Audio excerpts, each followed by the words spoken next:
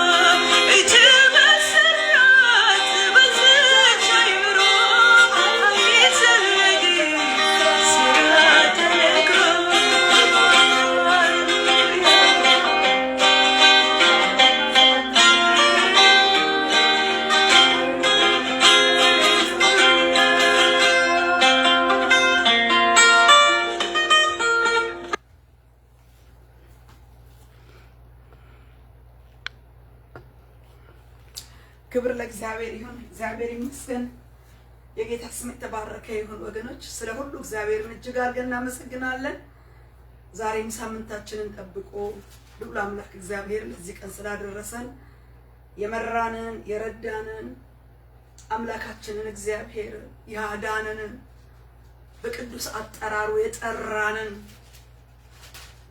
ከዓለም ጥፋት ያወጣንን ከሰይጣን ባርነት ቀንበር ያወጣንን ከስጋ ክፉ ምኞትና ሐሳብ ነጥሎ ያወጣንን በዓለም ስንኖር ግን በዓለም እያለን ከዓለም ግን ተለይተን የምንኖርበትን ጸጋና ኃይል የሰጠን በዓለም ሳላችሁ መከራ አለባችሁ፣ ነገር ግን አይዟችሁ እኔ ዓለምን አሸንፌዋለሁ እንዳለ ክርስቶስ ባሸነፋት ዓለም ላይ አሸንፈን እንድንኖር ስጋችንን ክፉ ምኞቱን ሰይጣንን ዓለምን ኃጢአትን በእርሱ አሸናፊነት አለን አሸንፈን በጌታ ጸጋና ኃይል በተሰራልን አምነን ተቀበልነው በተወለድንበት ዘር በመንግስት ወንጌል ቃል ኃይል አድርገናል። ክብር ለገናንነቱ፣ ክብር ለአምላክነቱ፣ ክብር ለሱ ይሁን። ሃሌሉያ! ያኖረን አምላክ ሃሌሉያ! ለዚህ ቀን ለዚህ እድሜ ያበቃን አምላክ ክብር ይገባዋል። ያደረገውን ነገር ሊመሰገን ይገባዋል። ስላደረገው ነገር ብቻውን ታምር ስላደረገ እግዚአብሔር ይመስገን፣ እግዚአብሔር ይመስገን። ኖ ድምጻችን ወጥቶ ለስሙ ክብር ምስጋና ይሁንለት። የከንፈራችን ፍሬ በክርስቶስ ኢየሱስ ደም ወደ ማደሪያው ይግባለን። ቅዱስ መስዋዕት ሆኖ በስሙ ያርግ አድርጓል። እግዚአብሔር በልጁ በክርስቶስ ነፍሱ በተከናወነበት በመስቀሉ ስራ ሕይወት ሆኖልናል፣ ምህረት ሆኖልናል፣ እርቅ ሆኖልናል። ሰማይና ምድርን እግዚአብሔር ሞላውን ሁሉ በፈጠረበት ፈጣሪ በሆነው ልጁ በክርስቶስ ስጋ ለብሶ ስለኛ ራሱን ሰጥቶ የጠላትን ራስ ቀጥቅጦ እነሆ ለቤተ ክርስቲያን ራስና ሙላት ስለሆነበትና እኛም የአካሉ ራስ ብልቶች ሆነን እነሆ ስለተፈጠርን ስለተያያዝን፣ ስለዚህ ስለ አዲስ ኪዳን ምህረትና ጸጋ እግዚአብሔር የተመሰገነ ይሁን። አድኖናል፣ እግዚአብሔር ረድቶናል። የጌታ ስም የተባረከ ይሁን። አምላክ መንፈስ ቅዱስ ሆይ ክብር ለአንተ ይሁን። ስለዚህ ጊዜ ስለዚህ ሰዓት እኔ አመሰግንሃለሁ። ረድተኸኛል፣ አመሰግንሃለሁ። ቆሜያለሁ፣ በጸጋህ አመሰግንሃለሁ። ክብር ይገባሃል፣ ምስጋና ይገባሃል። በሰማይና በምድር ሁሉን የምትችል ጌታ አምላክ ሆይ ስምህን ልጠራ በፊት እግዚአብሔር እድል ስለሰጠኸኝ፣ እግዚአብሔር ሆይ ዘመን ስለሰጠኸኝ አቤቱ ስምህን ጠራው። ይህን የተባረከውን ተስፋ የተፈጸመበትን የክርስቶስን መንግስት ወንጌል ቃሉን ይዤ ተወለድኩበትን የዳግም ልደት መንግስት ወንጌል ቃሉን ይዤ በፊት ለመቆም እድለኛ ሴት ስለሆንኩ አመሰግናለሁ፣ አከብረሃለሁ። አልጎደለም፣ ሁሉ በአንተ ሙሉ ነው። እግዚአብሔር ይመስገን፣ እግዚአብሔር ይመስገን። በእውነት እግዚአብሔር ይመስገን። ክብርና ምስጋና ለዘላለም ስም ይሁን፣ ለዘላለም ስም ይሁን፣ ለዘላለም ስም ይሁን። ከስሞች ሁሉ በላይ የላቀው ከፍ ከፍ ያለው ልቀተ መለኮት ስመ ስልጣን ስመ መንግስት ወንጌል ቃል ለዘላለም ይባረክ። እግዚአብሔር ተባረክ። በእውነት መንግስት ይስፋ። ልዑል ሆይ ማደሪያ ይባረክ። ልዑል ሆይ ማደሪያ ይባረክ። ስም የገነነ ገናና፣ ገናንነትን የሚመስል የሌለ ገናና፣ ገናና የኛ ገናና እነሆ እናመሰግንሃለን፣ እናከብርሃለን። ከፍ ከፍ በል። ገናና የኛ ኢየሱስ ገናና፣ የኛ ጌታ ገናና፣ ገናና የገናናው ልጅ ድምፅ እሱ ነው። እሱን ስሙት ያክል ልትሰማ የሚገባ አሁንም ደግሞ የሰማነው ልናሰማ በፊት ቆመናልና በመንፈስ ቅዱስ እነሆ ስልጣን ጠራሁ። በደሙ ቃል ኪዳን ውስጥ ሆኜ መንፈስ ቅዱስን ጠራሁ። መንፈስ ቅዱስ ሆይ በዚህ ሰዓት የጠላት የሆነ ሽፍትነት ያለበት እነሆ እግዚአብሔር ሆይ በአምላክ በእግዚአብሔር ቃልና እውነት ላይ የሚሸፍት እነሆ እግዚአብሔር ሆይ እነሆ ሽፍታ ወንበዴ በክርስቶስ ቃል ላይ የሚሸፍት በቃ የሚያምጽ እግዚአብሔር የቃሉ ባላጋራ የመንፈሱ ባላጋራ የመንግስቱ ባላጋራ የወደቀው የጥንቱ እባብ ሰይጣን ዲያብሎስ በጌታ በኢየሱስ ስም እግዚአብሔር ሆይ እነሆ ከሲሶ እነሆ ከወደቁ መላእክት ጋር የወደቀው የጥንቱ እባብ አቤቱ ክብራቸውን ከጣሉ፣ አለቅነታቸውን ከጣሉ፣ ስልጣናቸውን ከጣሉ ከዛ እግዚአብሔር ሆይ እነሆ ግሩብ ጋራጅነት ከሰማይ የወደቀው እባብ በወደቀበት ክርስቶስ መጥቶ የቀጠቀጠው እሱ በክርስቶስ ስም ዛሬም በመንግስት ላይ እግዚአብሔር ሆይ በቃል ላይ እግዚአብሔር ሆይ በነገር ሁሉ ላይ የሚቋቋመው እሱን በኢየሱስ ስም አሰር። በኢየሱስ ክርስቶስ ስም በተቀጠቀጠበት መንግስት ወንጌል ቃል እነሆ መንግስቱ በክርስቶስ በፈረሰበት ስልጣንና ቃል አዘዝን፣ አሰር። ራሳችንን በክርስቶስ ራስ ዘውድ ሰውረን በደሙ ተሰውረን እኔ በኢየሱስ ክርስቶስ ስም ስምህን ጠራው። በትረ መንግስት በትርክን እግዚአብሔር በትሩን በዋትክበት በትሩ ላይ ዘረጋው። እነሆ ክፋቱና አመፁ ላይ እግዚአብሔር እምቢተኝነቱ ከዳተኝነቱ ላይ ውሸቱ ላይ ክፋቱ ላይ ጥመቱ ላይ በኢየሱስ ክርስቶስ ስልጣን በትርህን ዘረጋው። በጨለማው ላይ ብርሃን የሆነውን የክርስቶስን ዘውድ መንግስት ብርሃንን ዘረጋው። የብርሃን ዘውድ በትርህን ዘረጋው። ጨለማና ኃይሉ በቃል ስልጣን አሰርኩኝ። መንፈስ ቅዱስ ሆይ እንድትገለጥ ፈቃድ በዚህ እንዲገለጥ ደግሞ አንተን ሾምኩኝ።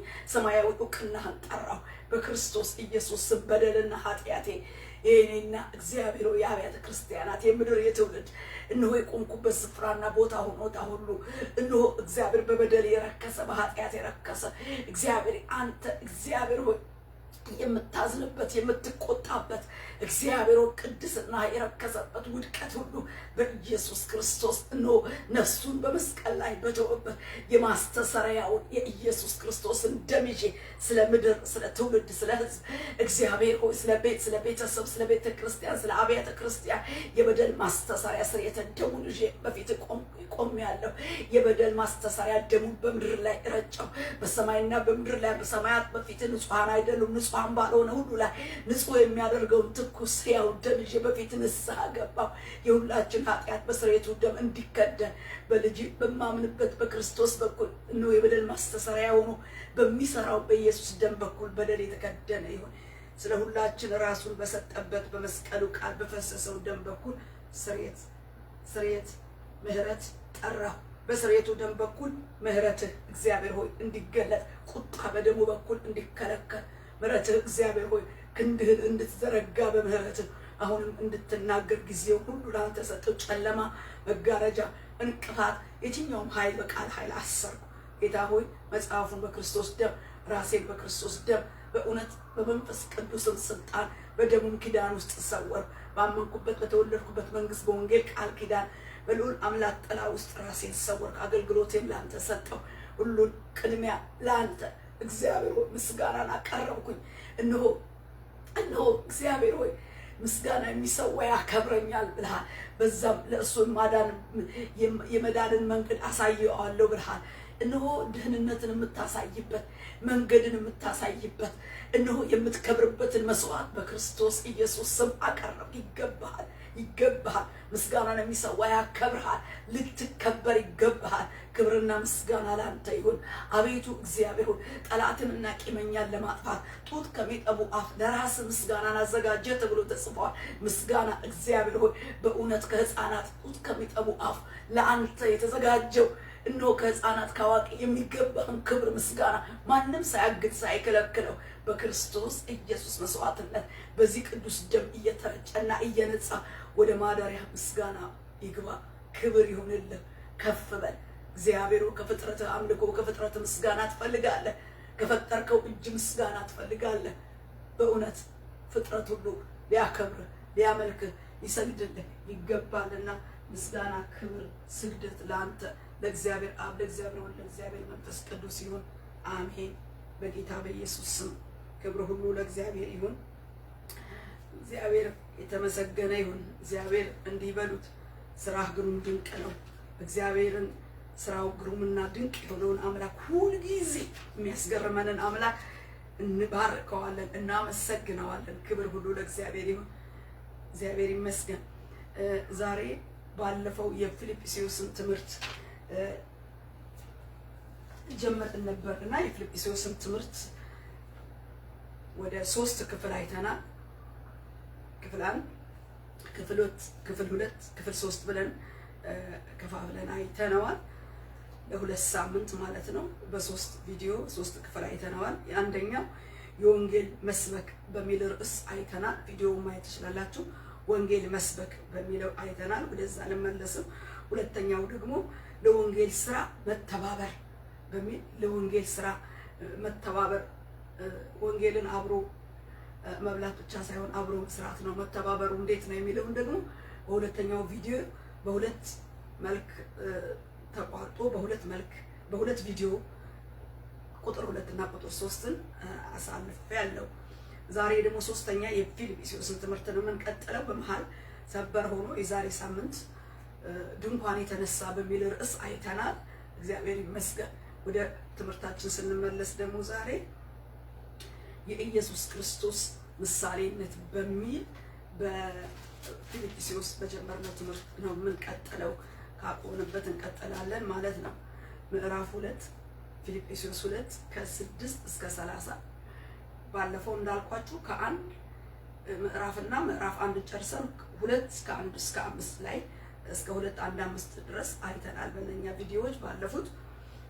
እናንተ ወደ ኋላ ማየት ትችላላችሁ። አሁን ዛሬ ደግሞ ከቁጥር 6 እስከ ቁጥር 30 ያለውን ነው የምናየው። በጌታ በኢየሱስ ስም አነባለሁ። ጌታ ይመስገን። እርሱ በእግዚአብሔር መልክ ሲኖር ሳለ ከእግዚአብሔር ጋር መተካከልን መቀማት እንደሚገባ ነገር አልቆጠረውም። ነገር ግን የባሪያን መልክ ይዞ በሰው ምሳሌ ሆኖ ራሱን ባዶ አደረገ። በምስሉም እንደ ሰው ተገኝቶ ራሱን አዋረደ፣ ለሞትም ይኸውም የመስቀል ሞት እንኳን የታዘዘ ሆነ።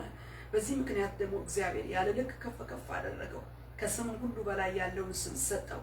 ይህም በሰማይና በምድር ከምድርም በታች ያሉት ሁሉ በኢየሱስ ስም ይንበረከኩ ዘንድ ምላስም ሁሉ ለእግዚአብሔር አብ ክብር ኢየሱስ ክርስቶስ ጌታ እንደሆነ ኢየሱስ ክርስቶስ ጌታ እንደሆነ ይመሰክር ዘንድ ነው ይላል እና እስከ 30 ድረስ ያለውን በዚሁ ክፍል እናጠቃልለዋለን። በትምህርት ውስጥ እናገኘዋለን። በ30ው ቁጥሮች ውስጥ ያሉትን ሐሳቦች ማለት ነው። ግን በዚህ የምናየው የክርስቶስ ምሳሌነት በሚል ልናየው እንሞክራለሁ። እንግዲህ እግዚአብሔር እንደረዳኝ እዚህ ጸጋ አብራችሁ እንድትካፈሉ ጋብዛለሁ። ጌታ የተመሰገነ ይሁን። የክርስቶስ ምሳሌነት ብዬ በማቀርበው በዚህ ትምህርት አንደኛ ምሳሌነቱ ክፍሉ መሰረት እዚህ ጋር በትህትናው እንደተገለጠ እናያለን። ሁለተኛ በመታዘዝ እንደተገለጠ እናያለን እና የክርስቶስ ትህትና እንዴት ከሰማይ ወደ ምድር እንዴት ከአምላክነት እግዚአብሔር የሆነው አምላክ እንዴት ሰው ሆኖ ወደ ምድር መምጣቱንና ለኛ እኛ ልንዋረድበት እኛ ሊተፋብን እኛ ልንከፍለው በሚገባ ዋጋ ሁሉ የሱ ባልሆነው የኛ የሆነውን ዕዳ እና ዋጋ በመስቀል ላይ እንዴት አድርጎ ተዋርዶና ከክብሩ ወርዶ እንዴት እንዳዳነን የሚያሳይ የትህትናችን ምሳሌ ክርስቶስ ኢየሱስን ነው የምንመለከተው። ገና ከውልደቱ ጀምሮ በከብቶች በረት መግቢያ አጥቶ ስፍራ አጥቶ ገና ከውልደቱ በከብቶች በረት ከመወለዱ ጀምሮ ስንመለከት እስከ ሞቱ ድረስ ያለው የውርደት መንገድ ነበረ። የትህትና የበታችን ራሱን የገለጠበት አቅም እያለው አይዘው ጌታ ኢየሱስ ክርስቶስ አምላክነቱን ጥሎ አይደለም የመጣው። ፍጹም አምላክ ነው፣ ፍጹም ሰው ነው። ፍጹም አምላክነቱ እንዳለ ሆኖ የአምላክነቱን ክብር ጥሎ እንደ ሰው የእኛን የሰዎችን መርገምና ሞት አበሳና መተላለፍ ኃጢአት እኛን ወክሎ መስዋዕት ለአንዴና ለዘላለም የበግ የፍየል የጥጃ የኮርማ እንደ ብሉይ ኪዳን ያለ ለኃጢአት የሚደረግ መስዋዕቶችን ሊሽርና ለአንዴና ለመጨረሻ ፋሲካችን ሆኖ ክርስቶስ ሊታረድ በስጋው ሰውነት እኛን መስሎ በአምላክነቱ መለኮታዊነት ደግሞ ሞትን አሸንፎ ከትንሣኤ በተነሳበትና እንደገና ደግሞ በእርገቱ ወደ አባቱ በሄደበት መለኮታዊ እርገት ስንመለከተው መለኮታዊነቱ ተገልጧል። ስጋዊነቱ ደግሞ እንደኛ እንደተራበ እንደተጠማ ብሎ በፈጠራቸው ፍጥራን እጅ ታልፎ እንደተሰጠ እናያለንና በዚህ ውስጥ የምናየው የጌታ ኢየሱስ ክርስቶስ አምላክ ሆኖ ሳለ እንዴት መተካከል ሳይመስለው መቀማት ሳይመስለው ስልጣን መቀማት ወይም መውረድ ሳይመስለው እንዴት በትህትና ራሱን እንደገለጠ ነው የምናየው። እንግዲህ ክርስቶስ ኢየሱስ አምላክ ሆኖ ሳለ ከእግዚአብሔር አብ እግዚአብሔር ወልድ እግዚአብሔር መንፈስ ቅዱስ አንድ አምላክ መለኮታዊ ስልጣን አለው። በስልጣን በማይበላለጥበት ስልጣን እግዚአብሔር አብ እግዚአብሔር ወልድ እግዚአብሔር መንፈስ ቅዱስ አንድ አምላክ በእኩልነት የሆነ የአንድ አምላክ ስልጣንነትን ይዞ ባለበት አምላክነት ይዞ ባለበት በዚህ ስልጣን ውስጥ እያለ ማለት ነው ኢየሱስ ክርስቶስ እግዚአብሔር እንደሆነ አምላክ እንደሆነ ፈጣሪ እንደሆነ በዛ ስልጣን ውስጥ እያለ እንደገና ስጋ ለብሶ ወደ ምድር መምጣቱ ለምን እንደሆነ ስናየው ትህትናውን እንደሚያሳየን ነው። ኢየሱስ ክርስቶስ ፈጣሪ አምላክ መሆኑን ነው እንደምናውቀው ዮሐንስ ወንጌል ምዕራፍ 1 ላይ በመጀመሪያ ቃል ነበረ፣ ቃልም በእግዚአብሔር ዘንድ ነበረ፣ ቃልም እግዚአብሔር ነበረ ይላል። በመጀመሪያ ፍጥረት በሚፈጠርበት በመጀመሪያ ጊዜ ቃል ነበረ። ቃልም ደግሞ ምን ሆነ?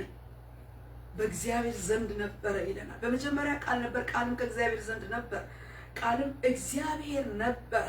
ይህ በመጀመሪያው እግዚአብሔር ዘንድ ነበር። ሁሉ በእርሱ ሆነ፣ ከሆነው አንዳች እንኳ ያለ እርሱ አልሆነም። በእርሱ ሕይወት ነበረች፣ ሕይወትም የሰው ብርሃን ነበረች። ብርሃንም በጨለማ ይበራል፣ ጨለማም አላሸነፈውም ይላል። እንግዲህ ቁጥር 14 ላይ ስንመለከት ቃልም ስጋ ሆነ ይለናል። ቃል በመንፈስ ቅዱስ መጸለል በመንፈስ ቅዱስ አሰራርና መጸለል በመልአኩ ገብርኤል ቃል አብሳሪነት እንዴት ሆኖ በእናቱ በክብርት ድንግል ማርያም እንዴት እንደተጸነሰ የእግዚአብሔር ቃል እንዴት በእግዚአብሔር መልአኩ ባበሰረው ቃልና መንፈስ ቅዱስ በጸለለበት መለኮታዊ አሰራር ቃል ስጋ ሆነ ይለናል እና ወደ ምድር እንደመጣ ይናገራል። ቃል ስጋ እንዴት እንደሆነ እንጂ ቃል ስጋ ለብሶ ወደ ምድር ከመምጣቱ በፊት እግዚአብሔር አብ፣ እግዚአብሔር ወልድ፣ እግዚአብሔር መንፈስ ቅዱስ መለኮት እግዚአብሔር እንደሆነ የእግዚአብሔር ቃል እግዚአብሔር እንደሆነ በዚሁ ክፍል ይነግረናል። በመጀመሪያ ቃል ነበር፣ ቃልም በእግዚአብሔር ዘንድ ነበረ፣ ቃልም እግዚአብሔር ነበረ። ፍጥረትን የፈጠረ ፈጣሪ ነው። ቃል እግዚአብሔር ነው ራሱ።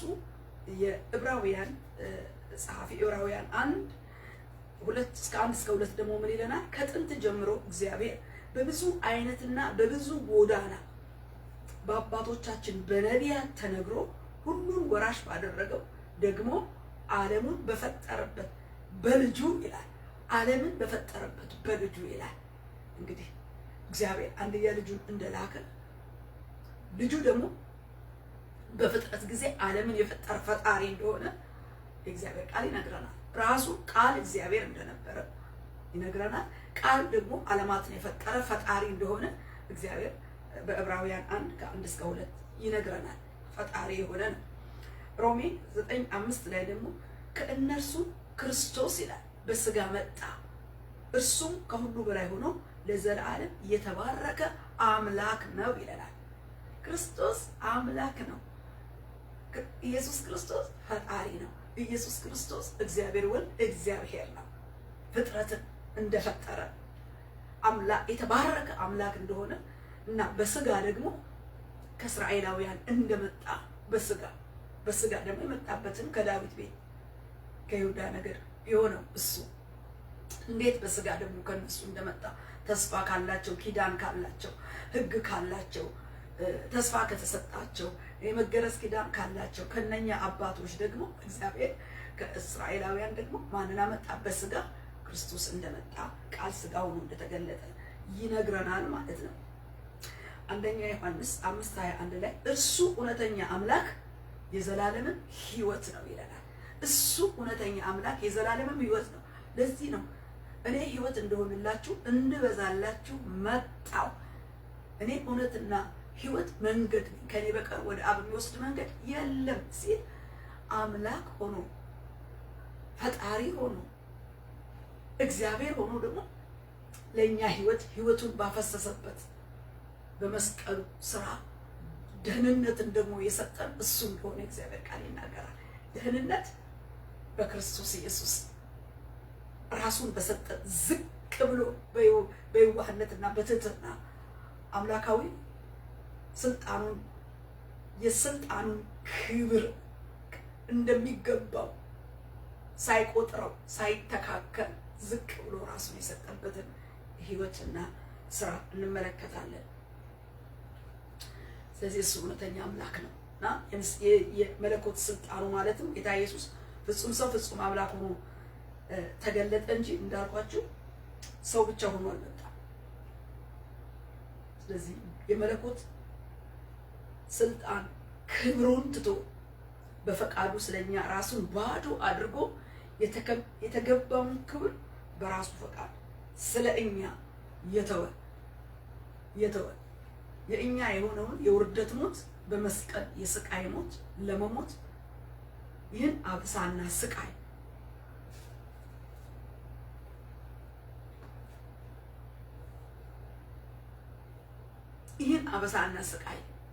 ክብሩን ለቆ ወርዶ ለእኛ መቀበሉ ትህትናውን ያሳየናል። ዝቅ ብሎ የተገባውን ክብር ጥሮ ያልተገባውን መከራ መቀበሉ፣ ራሱን ማዋረዱ፣ በፈጠራቸው ፍጡራን በጥፊ መመታቱ፣ መዋረዱ፣ ጢቅ ብሎ ላዩ ላይ መተፋቱ፣ መሰደዱ፣ መንገላታቱ፣ መገረፉ፣ በጅራፍ መገረፉ፣ መወገሩ፣ ብሎ መሰቀሉ፣ መሞቱ አቅም እያለው መለኮታዊ ስልጣን እያለው ግን አቅም እንደሌለው ራሱን ባዶ አድርጎ ራሱ አምላካዊ ስልጣኑን እግዚአብሔራዊ ስልጣኑን ፈጣሪ የሆነውን ስልጣኑን ምንም እንደሌለው አድርጎ ስለ ሰው ልጆች የበታች ሆኖ በፈጠራቸው በሰው እጅ ታልፎ ለመሰጠት ፈቃደኛ ሆነ። ሰማይና ምድርን የፈጠረ ነፍስን የሰራ ነፍስን የፈጠረ ጌታ የጠፋውን ሰው ነፍስ ለማዳን ግን ዝቅ ብሎ የላቀ ጥግ የደረሰ ትህትናው ሲያሳይ ራሱን ባዶ አርጎ በሰው ምሳሌ ሆኖ ራሱን ባዶ አደረገ። በምስሉ እንደ ሰው ተገኝቶ ራሱን አዋረደ። የተዋረደን የሚያነሳ እኮ ነው። ፈጣሪ እኮ ነው። አምላክ እኮ ነው። ግን በትህትና ራሱን ዝቅ አድርጎ ካለበት ከፍታና ስልጣን ወርዶ በምድር ላይ በፈጠረው ሰው እጅ ሆምጣጤውን ጠጥቶ አንገቱን አዘንብሎ እንደ ሰው ራሱን ለቀቀ። ይሄ ምን አይነት ትህትና ነው? ትህትናውን እናያለን። ከከፍታ ወርዶ ዝቅ ብሎ ራሱን መስጠቱን ለሌሎች ነው ራሱን የሰጠው፣ ለዓለም ነው ራሱን የሰጠው። የተቀበለው መከራ የራሱ የተገባው ሆኖ አይደለም፣ የሌላውን መከራዬ ብሎ ነው ለመዋጀት ስለሚችል። ኃጢአት የሌለበት እሱ ብቻ ስለሆነ ኃጢአት ያለበትን ሰው ነፃ የሚያወጣ ማንም በፍጥረት ውስጥ ማንም የሰው ልጅን ኃጢአት ሳይኖርበት ነፃ ሊያወጣ የሚችል ፍጥረት የለም። ኃጢአት የሌለበት ኃጢአትን ለማስተሰረይ ከሰማይ የወረደ ተመልሶ በመለኮት ስልጣኑ ወደ ሰማይ ክብር የገባ ኢየሱስ ክርስቶስ ልጁ ብቻ ነው። የሰው ልጅን ዘላለማዊ ሞት በሞቱ የሻረ ኃጢአትን ለማስተሰረይ የሰው ልጅ ኃጢአትን ያስተሰረይ ዘንድ ስልጣን አለው እንዳለ የልጁ የኢየሱስ ክርስቶስ ደም ከኃጢአት ሁሉ ያነጻል እንዳለ እንደሚያነጻ የኮርማዎችና የጠቦቶች የበጎች ደም የማያስፈልግበት የአዲስ ኪዳን ዘመን ደሙ ኃጢአት የሌለበት ኃጢአትን ስለሚያነጻ ክርስቶስ ለዚህ ደህንነት ራሱን ባዶ አድርጎ ለተዋረደ ለመስቀል ሞት ሲሰጥ እንመለከታለን። ሙሴን ዘኍልቍ 12:3 ላይ ሙሴ ከምድር ካሉ ሰዎች ሁሉ ይልቅ እጅግ ትሁት ሰው ነው ይላል። እጅግ ትሁት ሰው ነው ይላል። እንደው ባናነጻጽረውም ከጌታ ጋር ትሁትነቱን እናያለን።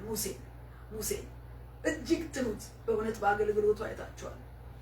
ያ መቅሰፍት ቁጣ ሲነሳ እግዚአብሔር አጠፋለሁ ብሎ ሲነሳ ጥናውን ይዞ ጣልቃ እየገባ ቁጣን መቅሰፍትን የሚመልስ እግዚአብሔርና ሕዝቡን እያገናኘ ከእግዚአብሔር የወጣውን የአፉንና የሕጉን ሕዝቡ የሚመራበትን ቃል ተቀብሎ ለሕዝብ የሚሰጥ በጣም በዘመኑ በምድር ካሉት ሰዎች እጅግ ትሁት ሰው ሙሴ እንደሆነ የእግዚአብሔር ቃል መጽሐፍ ቅዱስ ይናገራል። ኢየሱስ ክርስቶስ ግን ፍጹም ትሁት ነው። ከሙሴ ይበልጣል። ዕብራውያን ላይ ሲናገር ከሙሴ የሚበልጥ ነው።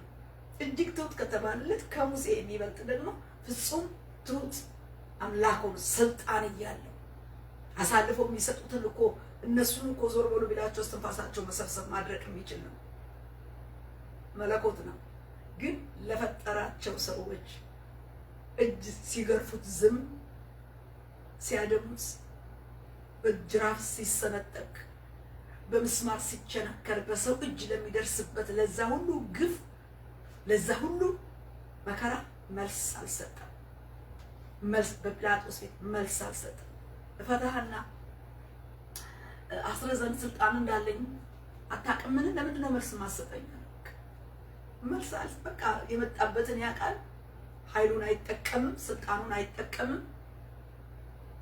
የስልጣኑን አምላካዊ ክብር ጥሎ ራሱን ባዶ አድርጎ በመምጣት ራሱን ስለኛ ያዋረደ ከፍታውን ስለኛ የተወ አምላክ ጌታ ኢየሱስ ነው።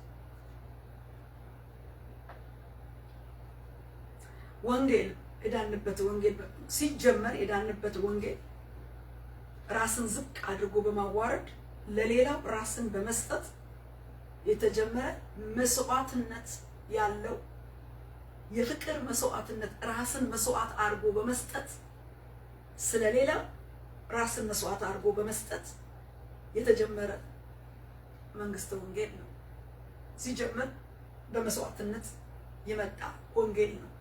እኛንም ታዲያ ከሞት ወደ ህይወት ያሻገረ ነው። በመስዋዕት ራስን በፍቅር አዋርዶ በመስጠት የመጣ ራስን ዝቅ አድርጎ ለሌላው ራስን በመስጠት የተጀመረ መስዋዕትነት ያለው የፍቅር የሆነ የማዳን አገልግሎት ነው። ዛሬም ከ2000 ዓመት በኋላ ከ2000 በሚበልጥ ዓመት በኋላ ያልተለወጠ ወንጌል ትህትናን ያስተምረናል። ለፊልጵስዩስ ሰዎችም ትህትናን ነው የሚያስተምረው። ትህትና ካለህበት ከፍታ ለሌላው ስትል ስለ ወንጌል ስለ ዳንክበት መስዋዕት ሆኖ አንተን ባዳነህ ድነት መንግስት ወንጌል የዳንክበትን ድነት ወንጌል ለሌላው ጀነሬሽን ለሌላው ትውልድ ስትል አንተ ላይ ስለ ወንጌል ዛሬ የሚደርሰው ችግር ውጠህ ዝቅ ብለህ አሳልፈው ነው። ወንጌል በመስዋዕትነት ነው እኛ ጋር የደረሰው። አሁንም ወንጌል ወደ ቀጣይ ጀነሬሽን የሚገባ ዝቅ ይገባኛል፣ የኔ መብት ነው፣ የኔ ክብር ነው፣ የኔ ነው ብለን የምንከራከርበት ጉዳይ ስለ መብታችን የማንከራከርበት ነገር ቢኖር ስለ ወንጌል ጉዳይ ላይ ነው። ዝም ብለን የሆነው ይሁን እያልን የምንሄድበት ኑሮ ቢሆን ትህትና ማለት ውጫዊ መቅለስለስ ማለት አይደለም። ትህትና ማለት በስጋዊ ጎንበስ ቀና የምንልበት አይደለም። የግብዝነት ህይወት አይደለም። የማስመሰል ትህትና አይደለም። ትህትና ዋጋ ነው፣ ህይወት ነው፣ ኑሮ ነው። ክርስቶሳዊ የወንጌል ትህትና ማለት የወንጌልን ኑሮ እየኖርክ ለሚቀጥለው ትውልድ መብራት ሆነህ እንደሚነድድ ሻማ ሲነድድ እሱ እየቀለጠ ለሌላው ያበራል። ሻማው እዚህ ጋር እየቀለጠ ነው፣ ብርሃኑ ግን በዙሪያው ይበራል። የክርስትና ህይወትና አገልግሎት አንተ በመከራው እሳት ልትቀልጥ ትችላለህ፣ ወይም ወንጌል በሚያስከፍለው ዋጋ ትከፍላለህ። ለሌላው ግን ብርሃንህ ይበራል ማለት ነው። ያ ጉዳይ መብት የለኝም ነው። ያ ጉዳይ በቃ ስለ ወንጌል በሆነ ጉዳይ ላይ ክርክር የለም። እየጠጣህ መሄድ ነው።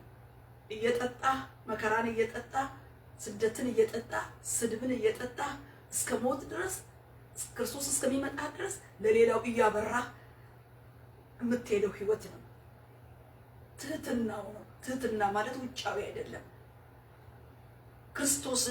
የክርስቶስ ምሳሌያችን ነው። ክርስቶስ ለትህትናችን ከሙሴ የሚበልጥ እጅግ ፍጹም ትሁት ምሳሌያችን ነው ብለን ስንል ስለ ወንጌል ታግሶ ክብሩን አጥቶ መብቱን ጥሎ ክብሩን ጥሎ መለኮታዊ ስልጣኑን ጥሎ የሚገባውን ጥሎ የማይገባውን መከራ ተቀብሎ የሱ መከራ ሳይሆን የሌላውን መከራ ተቀብሎ ዝም ብሎ ጅራፉን እየጠጣ እስከ መስቀል ሞት ከውልደት እስከ ሞቱ ድረስ የከፈለውን ዋጋ ስንመለከት ትህትና ይሄ ነው። ትህትና ግብዝነት የሌለበት ትህትና የክርስቶስን ኑሮ መኖር ማለት ነው። የመስቀሉን ህይወት መኖር ማለት ነው። ፍየል ወዲያ ከዝምዝም ወዲህ የምንለው ነገር አይደለም።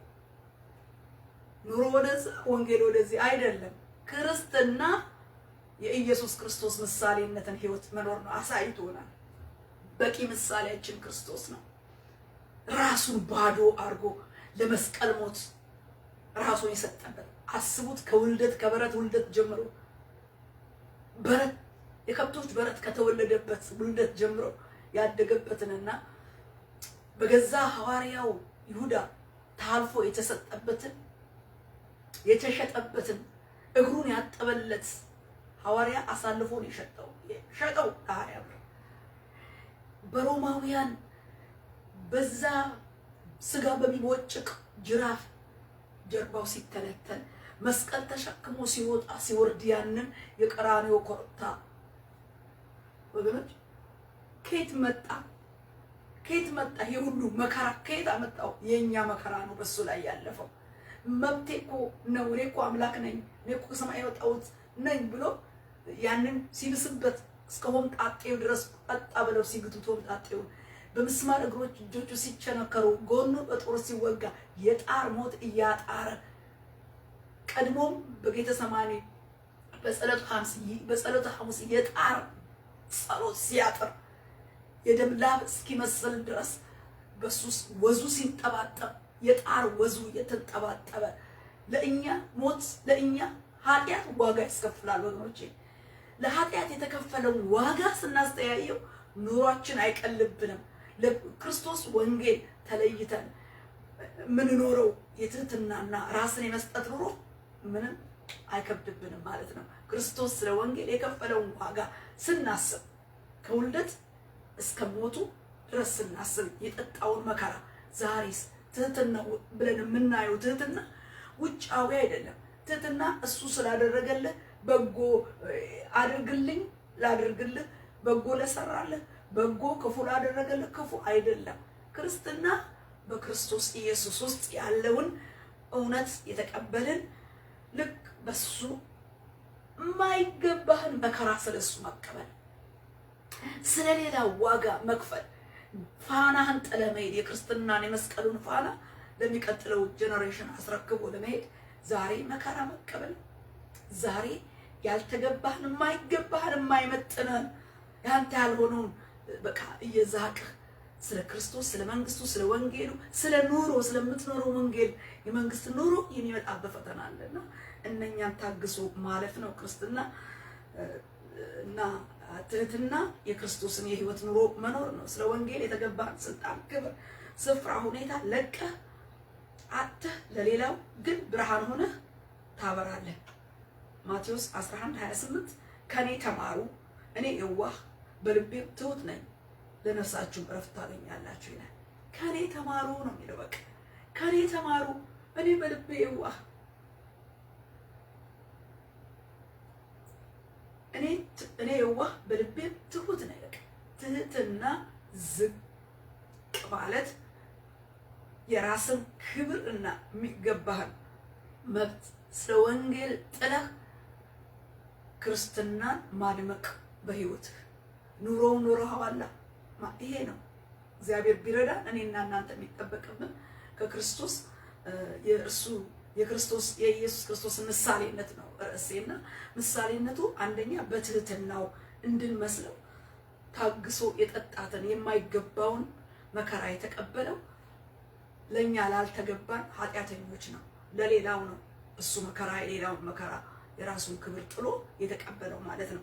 እኛ እኮ ለሌላው ዋጋ መክፈል ነው የሚያቀተን። እኛ ከዳንን አያኔ ከሞት ሰርዶ አይቀር እኔ ከዳን የሌላው መዳን አይጨንቀንም። እኛ ዋጋ ከፍለን ክርስትናን ለሌሎች ማብራት እንዴት ነው የምንችለው? ኑሮውን ኖረን ያለንበት ፖዚሽን የሚያስጥለን ነገር ሊኖር ይችላል። ስለ ክርስትና ስራ ልታጣ ትችላለህ፣ ቤተሰብ ልታጣ ትችላለህ። ስለ ወንጌል ክብርህን ልትጥል፣ ክብርህን ሊነካ፣ ስብዕና ሊነካ ይችላል። መብትህን ልታጣ ትችላለህ። ሰልፍ ውስጥ ልትገባ ትችላለህ። ያንን ታግሶ ንቁ በቃል ውስጥ ማለፍ የሱን መከራ መታገስና ማለፍ ክርስትና ያ ነው። ትህትና ያ ነው። ራሱን ባዶ አድርጎ በእግዚአብሔር መልክ ሲኖር እግዚአብሔር ሆኖ ሳለ ማለት ነው። ከእግዚአብሔር ጋር መተካከልን መቀማት እንደሚገባ ነገር አልቆጠረውም። ነገር ግን የባሪያን መልክ ይዞ በሰው ምሳሌ ሆኖ ራሱን ባዶ አደረገ። በምስሉ እንደ ሰው ተገኝቶ ራሱን አዋረደ። በቃ በየት በመስቀል ላይ አዋረደ ካለ በኋላ ለሞትም ይኸውም የመስቀል ሞት እንኳ የታዘዘ ሆነ ይለናል። ያቺ ውርደቱ ከውልደት እስከ ሞት ድረስ ነው። ለሞትም የታዘዘ ሆነ። ትህትናው እየነዳ ትህትናው እስከ ሞት ድረስ ለማድረስ አበቃው። በቃ እንጂ እምቢ እኔ ማን ነኝ? እኔ እግዚአብሔር ነኝ፣ እኔ አምላክ ነኝ፣ የፈጠርኩት ሰው ደግሞ እንዲህ ያደርገኛል እንዴ አላለም። እኛም ትህትናችን የእርሱ ምሳሌነት ካለው ስለ ወንጌል የማንከፍለውን የማይገባንን ብዙ ዕዳና ፍዳ ብዙ መከራ ልናልፍ እንችላለን። የኛ ባልሆነ ወንጌል በራሱ የሚያስከፍለው ዋጋ ስላለ በመስዋዕትነት የተገኘ ድልና ሕይወት ስለሆነ በምናልፍበት ጊዜ በተለይ አገልጋዮች የተጠራን ሕዝቦች ስለ ክርስቶስ ስለ እውነትና ስለ ሕይወት ስለ ዘላለም መንግስቱ የምንከፍለው ዋጋ አለ። ምሳሌነቱ ትህትና ነው። ትህትና ማለት አንተ ያልተገባህን መከራ መቀበል፣ በቃ ዝቅ ብለህ ተዋርደህ መቀበል። ክብር ሊኖርህ ይችላል፣ ስልጣን ሊኖርህ ይችላል፣ እውቀት ሊኖርህ ይችላል፣ ብዙ ነገር ሊኖርህ ይችላል፣ ከፍታ ሊኖርህ ይችላል፣ ብዙ ነገር። ስለ ጌታ ግን ልታጣው ትችላለህ። ያኔ መከራከር አያስፈልግም። ጥለህ መሄድ ነው። በቃ ተቀበል፣ ጠጣው፣ መከራውን እለፈው። መንግስተ ወንጌል በዚህ ይበራል፣ ይደምቃል። ባንተ ህይወት መከራህ ያደምቀዋል እንጂ ወንጌልን አያፈዘው።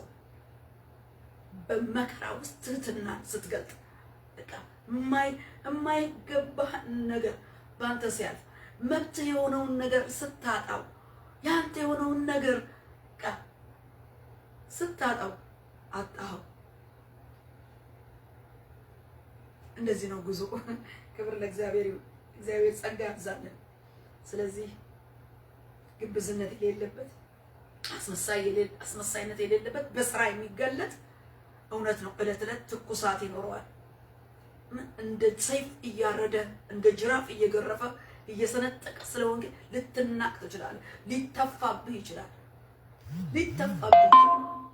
በሱ የደረሰ በአንተ እኔ ባሪያ ከጌታ አይበልጥም፣ ደቀ መዝሙር ከመምህሩ አይበልጥም አለ። በእኔ የደረሰ በዓለም እስካላችሁ ደግሞ በእናንተም ይደርሳል።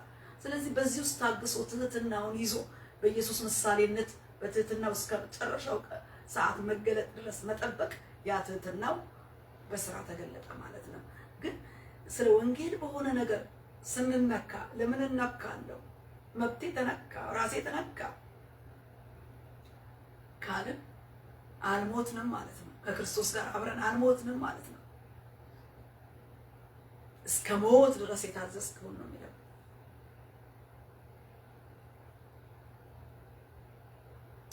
ስለዚህ ወንጌል ለሌላ ዋጋ እያስከፈለ ስለ ወንጌል እንድትኖር ያደርጋል። እኔነትን ማንነትን ያስጥልሃል። የሚያስከፍለው ዋጋ የኔ መብት ነው፣ የኔ ድርሻ ነው ያስጥልሃል። ወንጌል እለት ከእለት ስትሄድ እያስጣለ ትሄዳለህ፣ እየተማርክ ትሄዳለህ።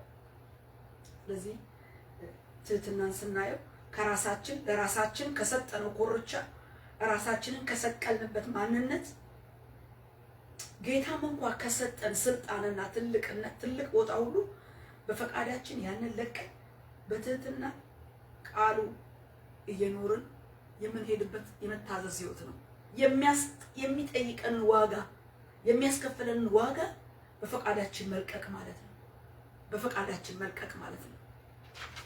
ጌታ ኢየሱስ በፈቃዱ ነው መለኮታዊ ስልጣኑ እያለ የስልጣኑን ክብር የለቀቀ አምላክ ሆኖ ሳለ እንደ ሰው ሆኖ ለውርደት የተጋለጠና የውርደትን ጽዋ የጠጣ እስከ ሞት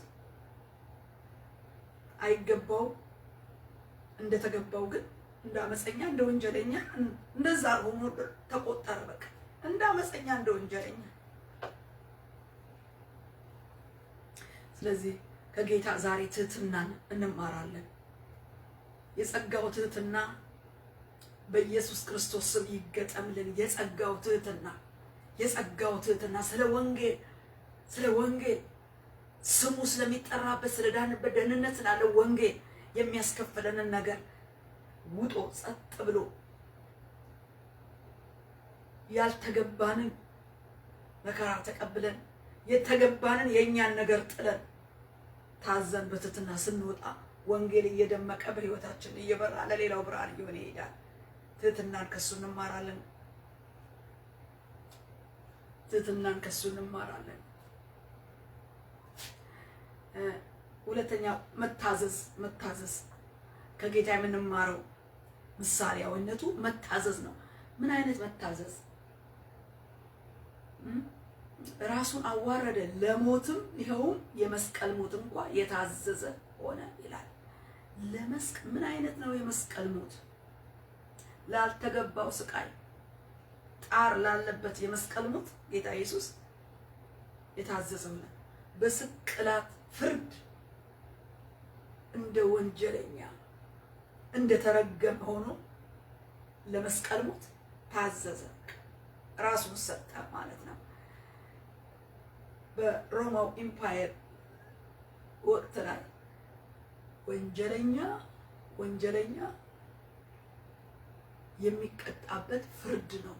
በእንጨት ላይ መሰቀል የወንጀለኛ መቅጫ ሕግ ነው።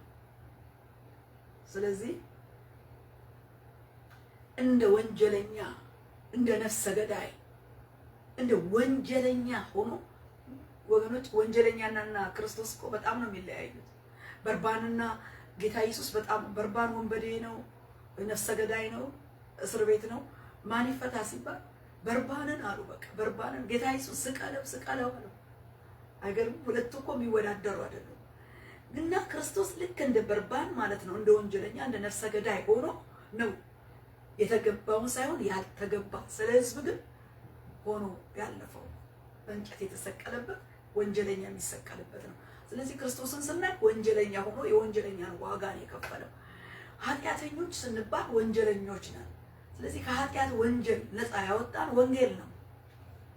ከአዳም ጀምሮ የሰው ልጅ የሰው ፍጥረት ሁሉ ኃጢአተኛ ነው። ለኃጢአታችን ግን መስዋዕት ሆኖ ለኃጢአታችን የተገባውን ለወንጀለኞች የተገባውን ሞት ክርስቶስ ስለሞተ ነው እኛ ነፃ ያወጣን። ነፃ ያወጣን ደግሞ የወንጌል ነፃ ያወጣን ሰዎች ደግሞ ዛሬ ለወንጌል እንዴት አይነት ኑሮ ነው መኖር የሚገባን? እንዴት ነው በክርስቶስ ኢየሱስ ምሳሌነት ትህትናን ስንማር መታዘዝን ስንማር በመስቀሉ ክርስቶስ ባለፈበት በዳንበት መንገድ እንድንሄድ ነው የሚያስተምረን። ለፊልጵስዩስ ሰዎች ሐዋርያው ጳውሎስ የሚናገረውና እንደ ወንጀለኛ ሆኖ እናየዋለን። በእንጨት የሚሰቀል የተረገመ ነው። ዘዳግም 21:23 ላይ በእንጨት የተሰቀለ የተረገመ ነው ይላል። እንደገና ገላትያ 3:13 ላይ ስትመለከቱ ደግሞ ክርስቶስ ስለኛ እርግማን ሆኖ ከሕግ እርግማን ዋጀን ይላል። እንደ ተረገመ ሆኖ የኛ እርግማን በላዩ ላይ ነው የተቀመጠውና እንደ የተረገመ የሚሰቀልበትን ሞት ክርስቶስ በመስቀል ላይ ተሰቀለበት። መታዘዙ እንደ ወንጀለኛ ሆኖ የወንጀለኞችንና የተረገሙ ሰዎችን ያልተገባውን እንደሱ እንዲገባኛል ብሎ ስለሌላው ራሱን ሰጠ። ወገኖች እኛ እኮ ስላልዳኑት ለሌሎች ራሳችንን መስጠት ነው ያቃተን።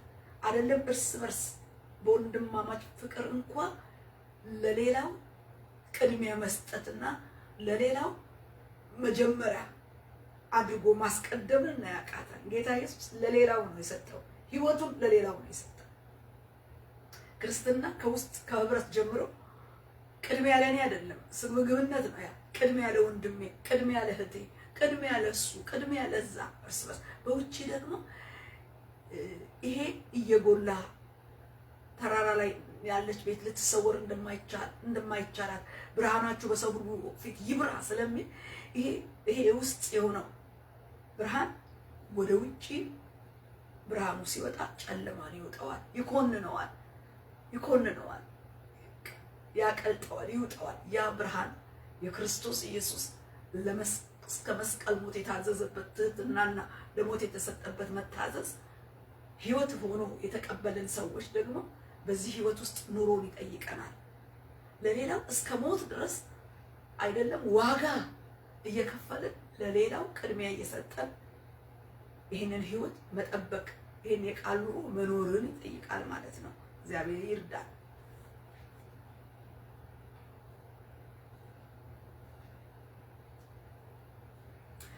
በክርስቶስ ያለ የወንጌል ማዳን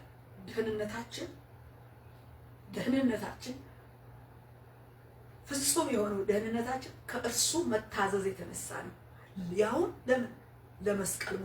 ለመስቀል ሞት ሲል እንደተረገመ እንደ ወንጀለኛ ሆኖ ለተቆጠረበት ለዛ ሞት የታዘዘው አላስከፊ ሞት ስቃይ ላለበት ሞት ታልፎ ተሰጠበት። በሱ መታዘዝ የተፈጸመ ነው ደህንነታችን። የወንጌል አገልግሎት የሚቀጥለው ከሱ በኋላም የሚቀጥለው የወንጌል አገልግሎት በሱ መንገድ ነው ማለት ነው።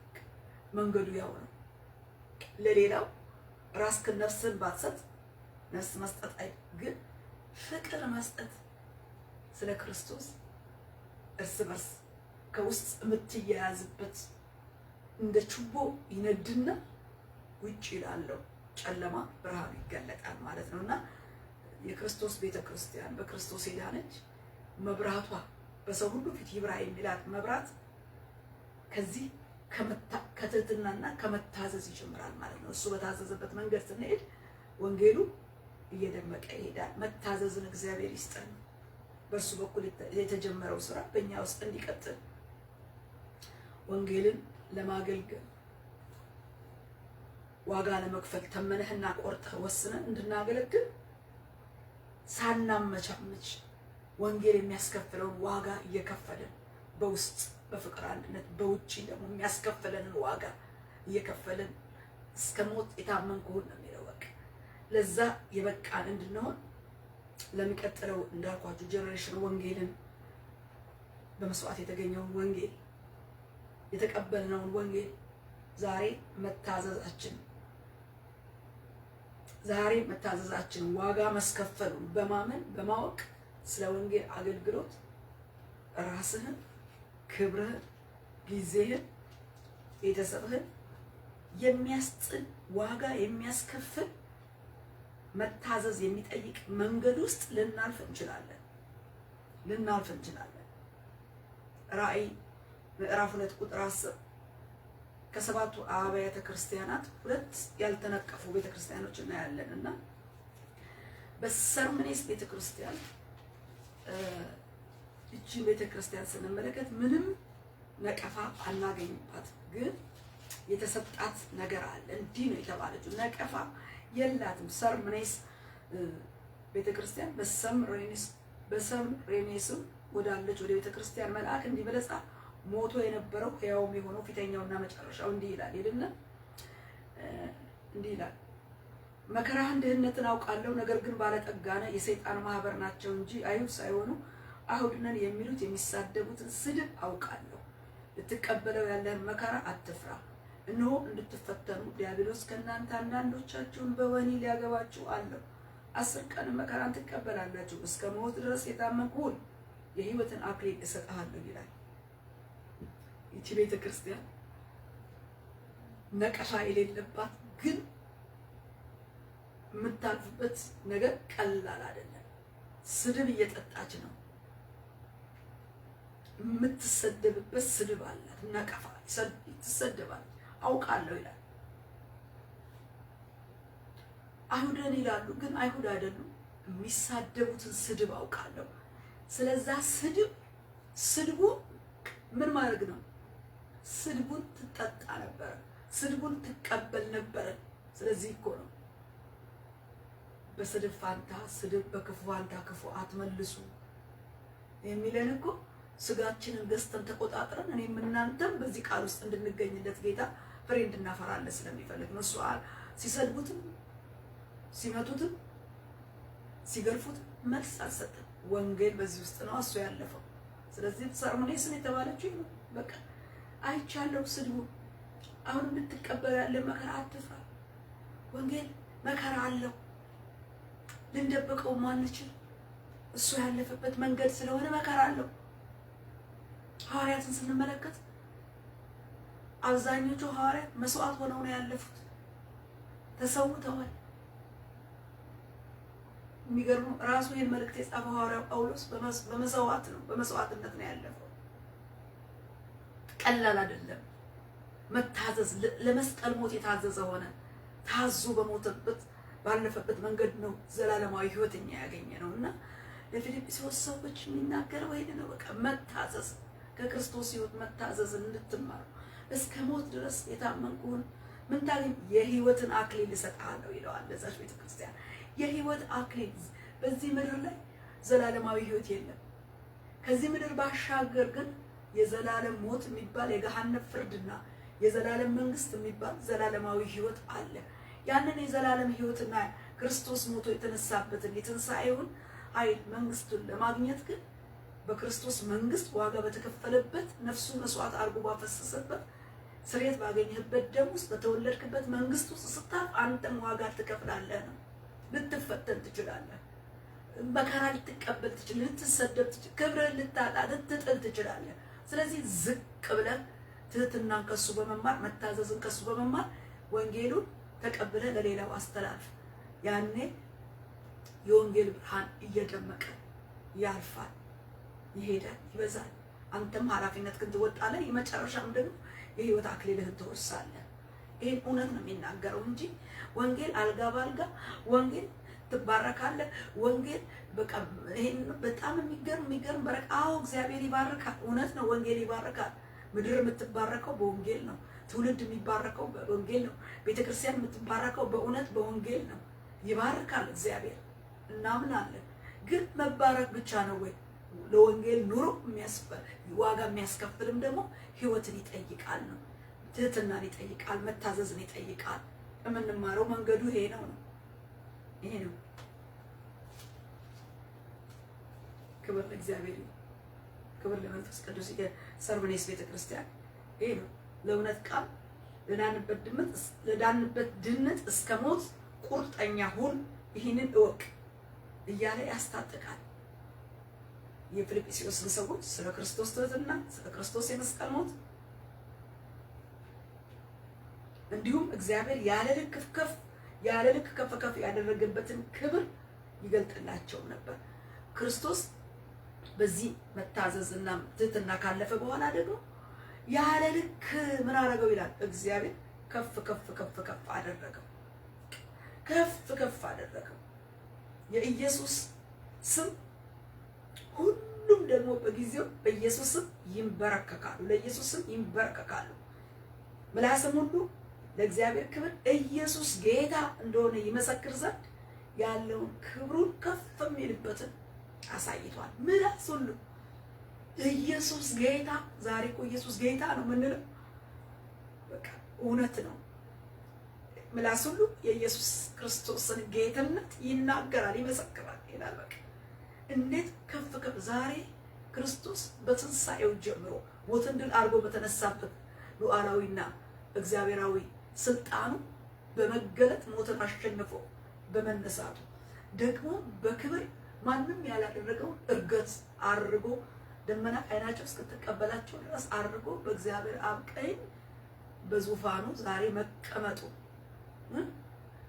አምላካዊ ክብሩ እንደገና ክብሩ ውስጥ ደምቆ ነው የገባው። ከፍ ሁሉ ለጌትነቱ የሚንበረከኩበት ጊዜ ደግሞ ይመጣል። ጌታ ኢየሱስ ተመልሶ ይመጣል። ዓለም በክርስቶስ የምትጠቀለልበት ኢየሱስ ክርስቶስ ሁሉም ምላስ ሁሉ ኢየሱስ ክርስቶስ ጌታ ነው ብሎ ሁሉን በክርስቶስ ጠቅልሎ እንደ እግዚአብሔር ቃል ለልጁ ያስገዛለታል። ሁሉም ደግሞ ለእግዚአብሔር የሚገዛበት ጊዜ ይመጣል። ያ ጊዜ ይመጣል። አሁንም ኢየሱስ ክርስቶስ ጌታ እንደሆነ በልባችን አምነን በአፋችን መስከረን እንድናለን። ኢየሱስ ክርስቶስ ጌታ ነው እየተባለ እየተሰበከ እየተነገረለት ነው። ከዚህ በሚበልጥ ደግሞ ምላስ ሁሉ ኢየሱስ ጌታ ነው የሚልበትና ኢየሱስ ዓለምን የሚገዛበትና ሁሉ ደግሞ ለሱ ተገዝቶ ደግሞ ሁሉም ለእግዚአብሔር የሚገዛበት ዘመን ይመጣል። አሁን ሂደት ላይ ነን። ሂደት ላይ ነን፣ በክብሩ ሂደት ላይ ነን እና መታዘዝ እስከዚህ ድረስ ዋጋ አስከፋይ እንደሆነ ይነግራቸዋል። እና ለፊልጵስዩስ ሰዎች ሐዋርያው ጳውሎስ ምን ይላቸዋል? ቁጥር 12 በሁሉም ለኢየሱስ ይንበረከኩ ዘንድ ምላስ ሁሉ ለእግዚአብሔር አብ ክብር ኢየሱስ ክርስቶስ ጌታ እንደሆነ ይመሰክር ዘንድ ነው ብሎ መውረዱን፣ ትህትናውን፣ መታዘዙን እስከ ሞት መሄዱን ካየ በኋላ ከዛ ደግሞ ክብረቱን እንዴት እንደሆነ ከስም ሁሉ በላይ ከፍ ከፍ ያለበትን ክብር ከተናገረ በኋላ እንዲህ ይላቸዋል። ስለዚህ ወዳጆች ሆይ ሁልጊዜ እንደታዘዛችሁ በእናንተ ዘንድ በመኖሬ ብቻ ሳይሆን ይልቁን አሁን ስርቅ በፍርሃትና በመንቀጥቀጥ የራሳችሁን መዳን ፈጽሙ ይላቸዋል። የሚገርሙ ናቸው የፊልጵስዩስ ሰዎች። ሁልጊዜ በቃ ያለማቋረጥ መታዘዝ እየታዘዛችሁ እኔ ከእናንተ ጋር ብኖርም ብርቅም ይላል። በቃ መታዘዝ አገልጋዩ ሐዋርያው ጳውሎስ የነሱ አገልጋይ የነሱ ቤተክርስቲያን መስራች እሱ በዚህ ጊዜ ይሄን መልእክት ሲጽፍ ጳውሎስ እስረኛ ነው፣ እስር ቤት ነው። መልእክቱን እስር ቤት ሆኖ ነው የሚልከው። የለም ባጠገባቸው። ግን እኔ ብኖርም ማለት ባልኖርም ብርቅም ከእናንተ ጋር ብቀር ሁልጊዜ መታዘዛችሁ ይላቸዋል። ወዳጆች ሆይ ሁልጊዜ እንደታዘዛችሁ በእናንተ ዘንድ በመኖሬ ብቻ ሳይሆን ይልቁን አሁን ስርቅ በፍርሃት በመንቀጥቀጥ የራሳችሁን መዳን ፈጽሙ ይላል። የራሳችሁን መዳን ፈጽሙ፣ በመታዘዛችሁ የራሳችሁን መዳን ፈጽሙ ይላቸዋል። ሶስተኛ በትህትና በመታዘዝ ብያለሁ። ሶስተኛ ደግሞ በመታዘዝ የራሳችሁን መዳን ፈጽሙ። ወገኖቼ መዳን እንዴት ነው እኛ የምንፈጽመው? መዳንን እኛ በራሳችን አንፈጽምም። መዳን በክርስቶስ ኢየሱስ ደህንነት፣ የነፍስ ደህንነት፣ የመንግስቱ መውረስ ደህንነት የሚገኘው በክርስቶስ ነው። በእኛ ስራም አይደለም፣ በስራም አይገኝም፣ በእምነት ነው።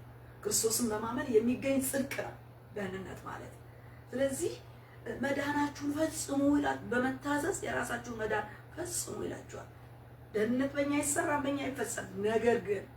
ነገር ግን ለዚህ ለፊልጵስዩስ ሰዎች እስረኛው መልእክት ሲልክላቸው ችን ቤተክርስቲያን የመሰረተ ሐዋርያው ያገለገላቸው ሐዋርያ እየተጠነቀቀላቸው ከነሱ ርቆ ባለበት በዚህ ጊዜ መዳናት ድናችኋል፣ የመዳን መንግስት ወንጌል ተሰብኮላችሁ አምናችሁ ድናችኋል።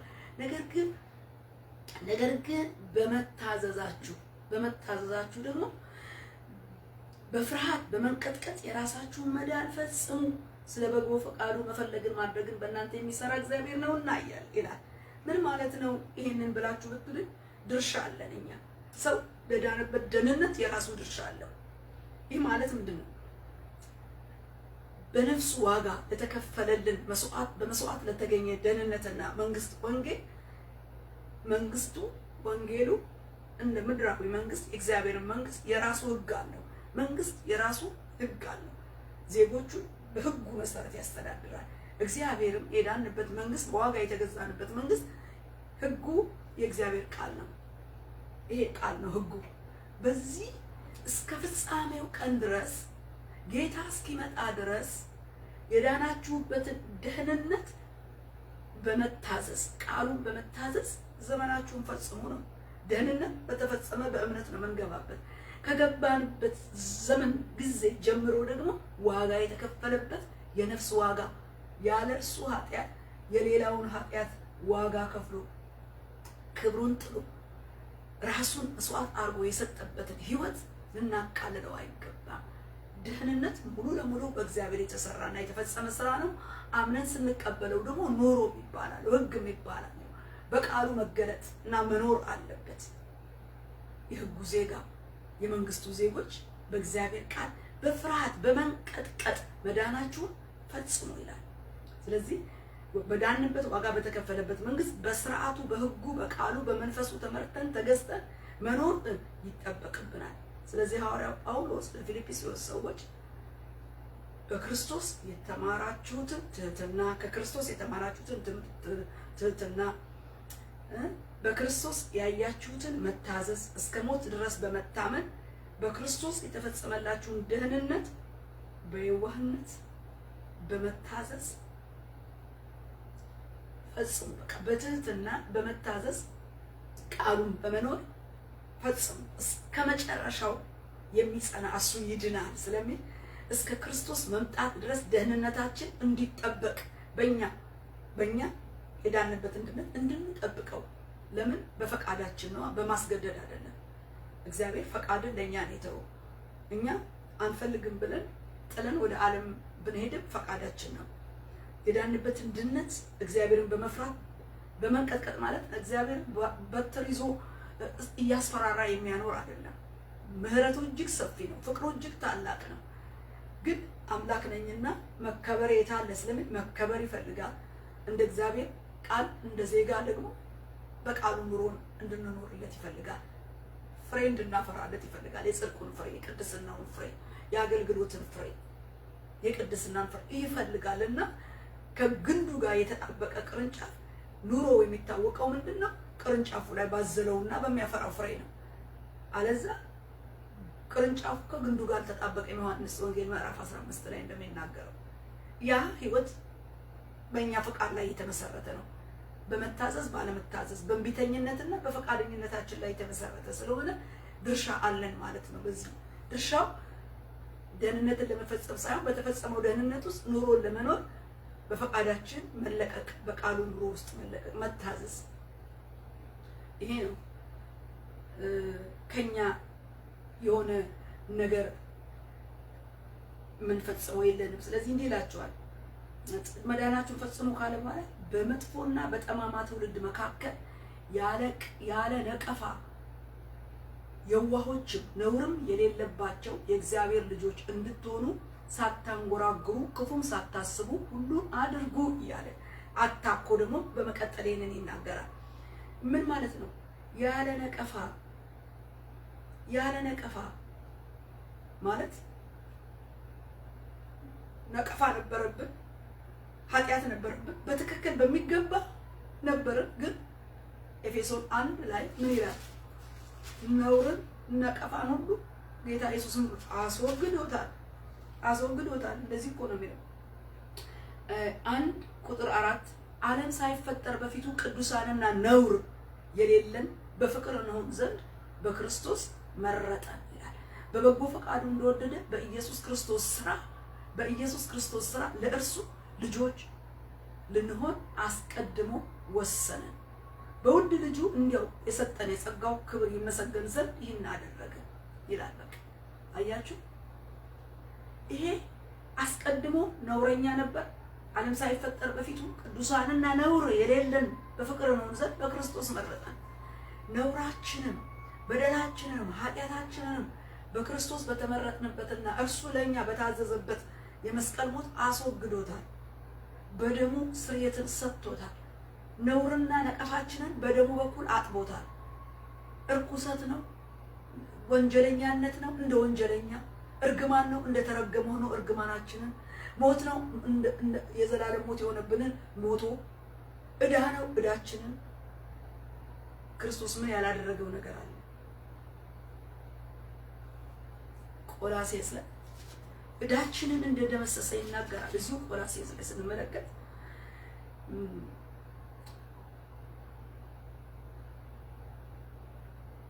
በበደላችሁና ስጋችሁን ባለመገረዝ ሙታን በሆናችሁ ጊዜ ከእሱ ጋር ሕይወትን ሰጣችሁ።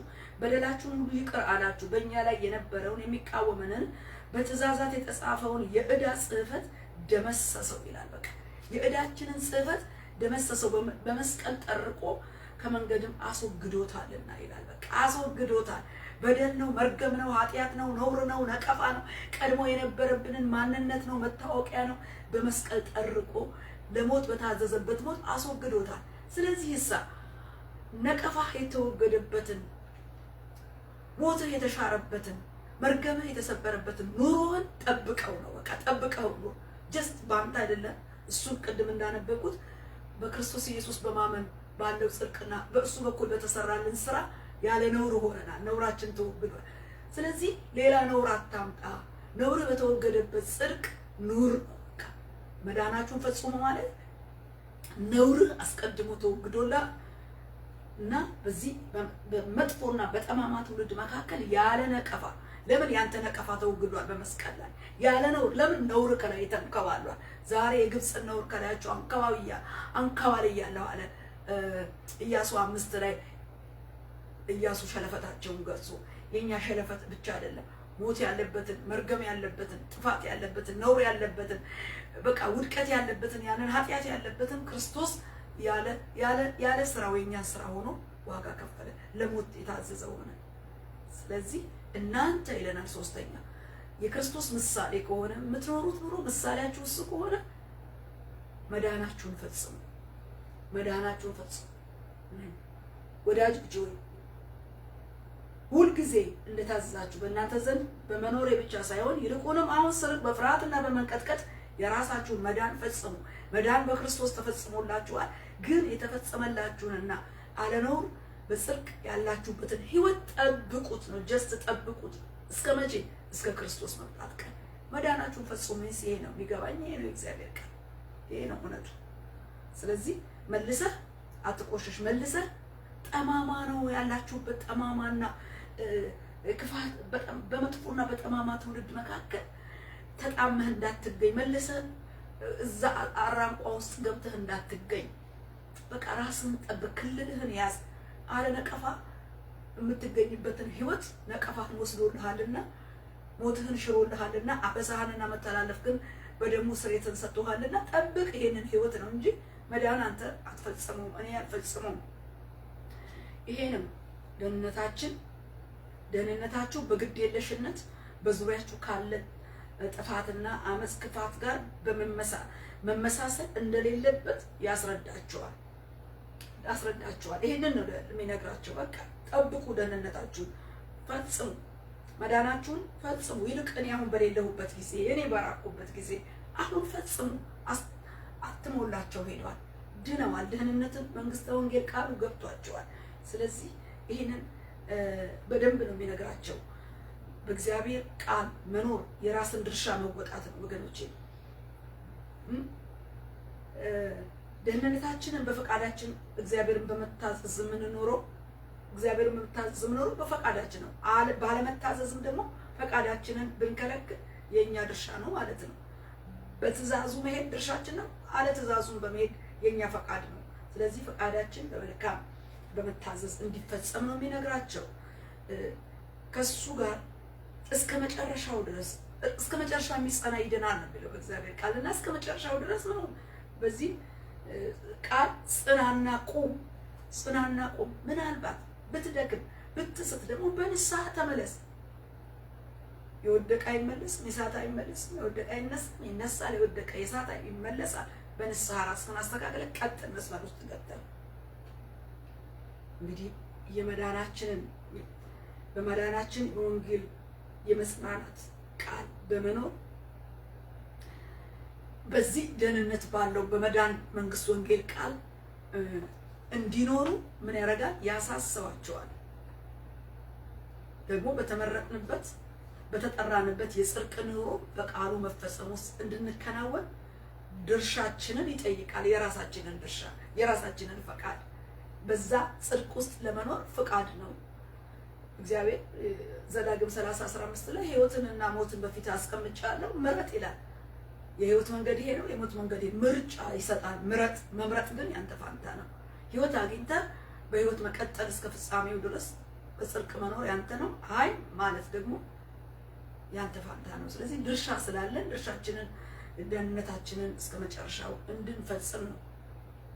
ደህንነትን እኛ አላመጣ ነው፣ በእርሱ የመጣልን እርሱን በመምሰል በትህትና በፍቅር ቃሉን በመታዘዝ እስከ ሞት መታመንን ግን ይጠይቃል።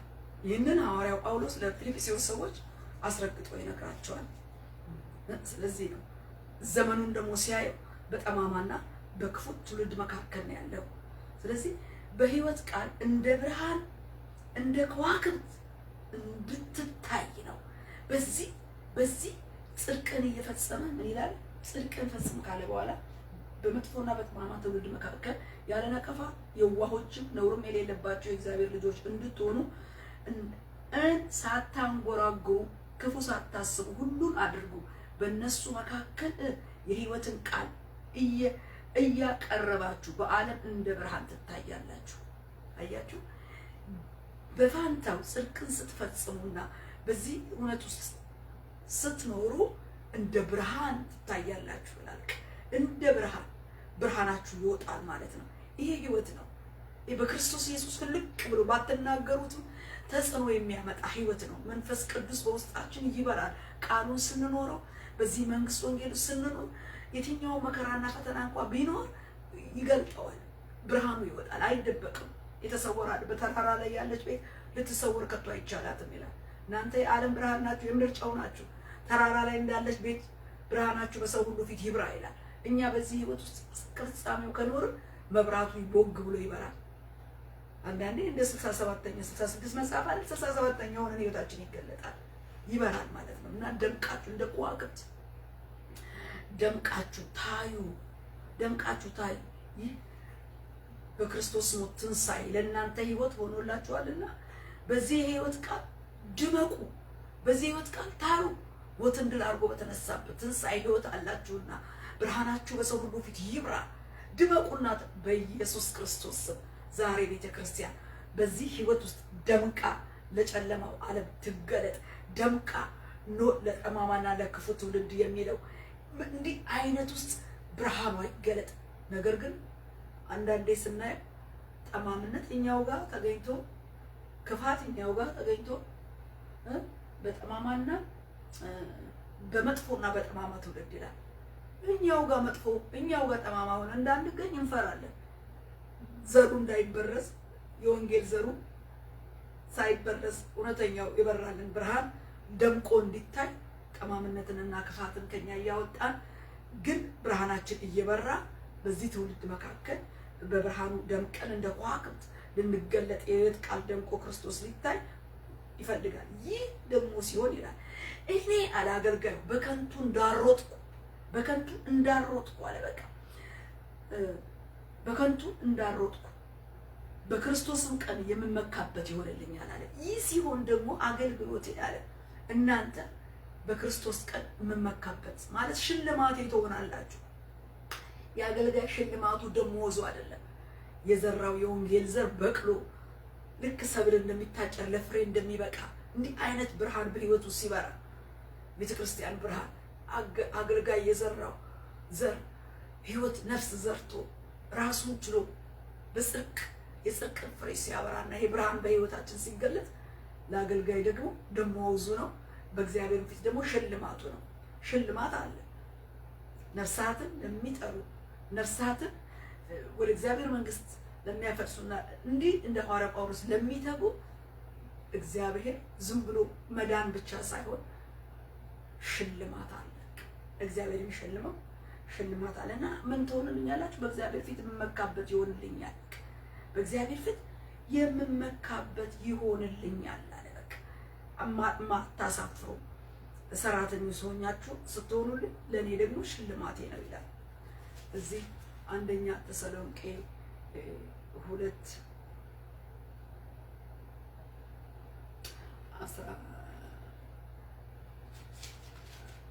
2:19 ላይ እንደዚህ ይላል፣ ተስፋችን ወይስ ደስታችን ወይስ የትምክታችን አክሊል ማን ነው?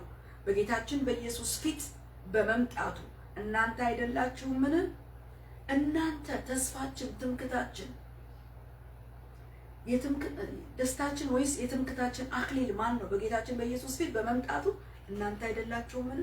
እናንተ የተዘራባችሁ ዘር ወንጌል በመታዘዝ በትህትና የመዳናችሁን ቃሉን የተሰራላችሁን ስራ ዕለት ዕለት በቃሉ እየኖራችሁ እየፈጸማችሁ ስትኖሩ በእናንተ ውስጥ ብርሃኑ ቦግ ብሎ ደምቆ ሲታይ እናንተ ለኛ አክሊል ናችሁ፣ ሽልማት ናችሁ እያለ ሐዋርያው በስራቱ ሆኖ በጣም ይጽናናባቸዋል። በዘራው ዘር በፊልጵስዩስ ምዕመናን በጣም ይጽናናል ማለት ነው። ለአገልጋይ ሽልማቱ ገንዘቡ አይደለም፣ የዘራው ዘር ህዝቡ ለመንግስት መብቃቱ ነው። አያችሁ፣ ለሌሎች ደቀ መዛሙርት ብርሃናችሁ መታየቱ ለአገልጋዮች መጽናናት ይሆናል፣ ደግሞ ሽልማት ይሆናል። ክብር ለኢየሱስ ይሁን። የወንጌሉ አዝመራ ፍሬው ደምቆ በሰዎች ህይወት ውስጥ ሲታይ ይሄ ትልቅ ለቤተ ክርስቲያን ሽልማት ነው፣ ለአገልጋዮች ሽልማት ነው። ስለዚህ በዚህ ደስ ይለኛል አለ እና ከዛስ በኋላ ነገር ግን በእምነታችሁ መስዋዕትና አገልግሎት ተጨምር ህይወቴ እንኳን ቢፈስ ደስ ብሎኛል፣ ከሁላችሁ ጋር አብሬ ደስ ብሎኛል፣ እናንተም ደግሞ እንዲሁ ደስ ይበላችሁ፣ ከኔም ጋር አብራችሁ ደስ ይበላችሁ። ይሄ ትልቅ የመንግስቱ ደስታ፣ የመንፈስ ቅዱስ ደስታ፣ የቃሉ ደስታ ነው። በቃ በዚህ መንግስት ፍሬያማ መሆን፣ በዚህ ደምቆ ለሌሎች ብርሃን ሆኖ መውጣት፣ በዚህ ድነታችንን መፈጸም ማለት በቃሉ ህይወት ኑሮ ፍሬ ማፍራት፣ ይሄ ደስታ ነው አለ። በቃ ደስታ ነው። በዚህ ደስ ይበላችሁ እኔም ደስ ይለኛል ይላል። በዚች 4 ምዕራፍ ወደ 16 ጊዜ ደስ ደስ ደስ ደስ ይለኛል ደስታን የሚመለከት ነገር ተጽፎ ነው የምናየውና ይሄ ነገር አለ። ይሄን ነገር ሳስበው በእምነታችሁ መስዋዕትና አገልግሎት ተጨምሬ ህይወቴ እንኳን ቢፈስ ደስ ብሎኛል። ህይወቴ በመስዋዕትነት እንኳን ቢያልፍ በቃ ደስ ይለኛል። ለምን? ፍሬው አስደስቶኛል አለ። በቃ ህይወቴ በመስዋዕትነት ሐዋርያው ጳውሎስ ህይወቱ በመስዋዕትነት ነው ያለፈው እና እሱም አስቀድሞ ተናግሮታል። በቃ እንደዚህ አለፈ አለ። ህይወት አፍርቶበታል። በመታዘዝ በትህትና የዘራው ዘር ክርስቶስን መድኃኑን እየፈጸሙ እንዲቀጥሉ እነኚህ የዘራባቸው ዘር ፍሬዎች ደምቆ ወንጌል ብርሃኑ በህይወታቸው ታይቷል እና ህይወቴ ጨምሮ ቢፈስስ እንኳን ደስ ይለኛል ብሎ ምን ያህል ደስታውን እንደገለጠ እንመለከታለን። ዛሬ ወንጌል መስዋዕትነትን ይጠይቃል።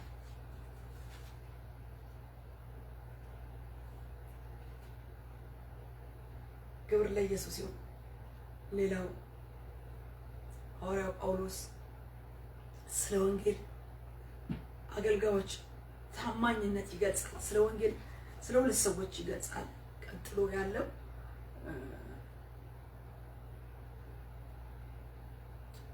ስለ ጢሞቴዎስና ስለ አፍሮዲጦ ይናገራል። ስለ ጢሞቴዎስ እዚሁ ጋር ሲናገር ደስ ይለኛል ካላቸው በኋላ ነገር ግን ኑሯችሁን ሳውቅ እኔ ደግሞ ደስ እንዲለኝ ፈጥኜ ጢሞቴዎስን እልከዋለሁ። ጢሞቴዎስን ልልክላችሁ በጌታ በኢየሱስ ተስፋ አደርጋለሁ። እንደሱ ያለ ስለ ኑሯችሁ በቅንነት የሚጨነቅ ማንም የለኝምና።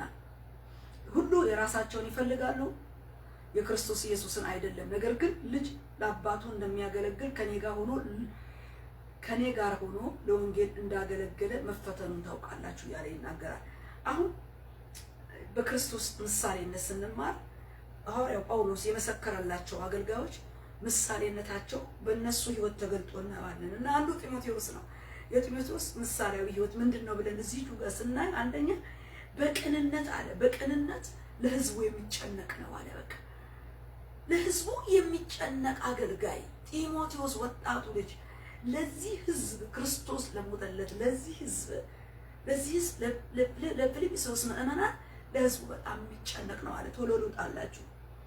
እዚሁ ጋር ደግሞ ሁለተኛ ምን ይለዋል?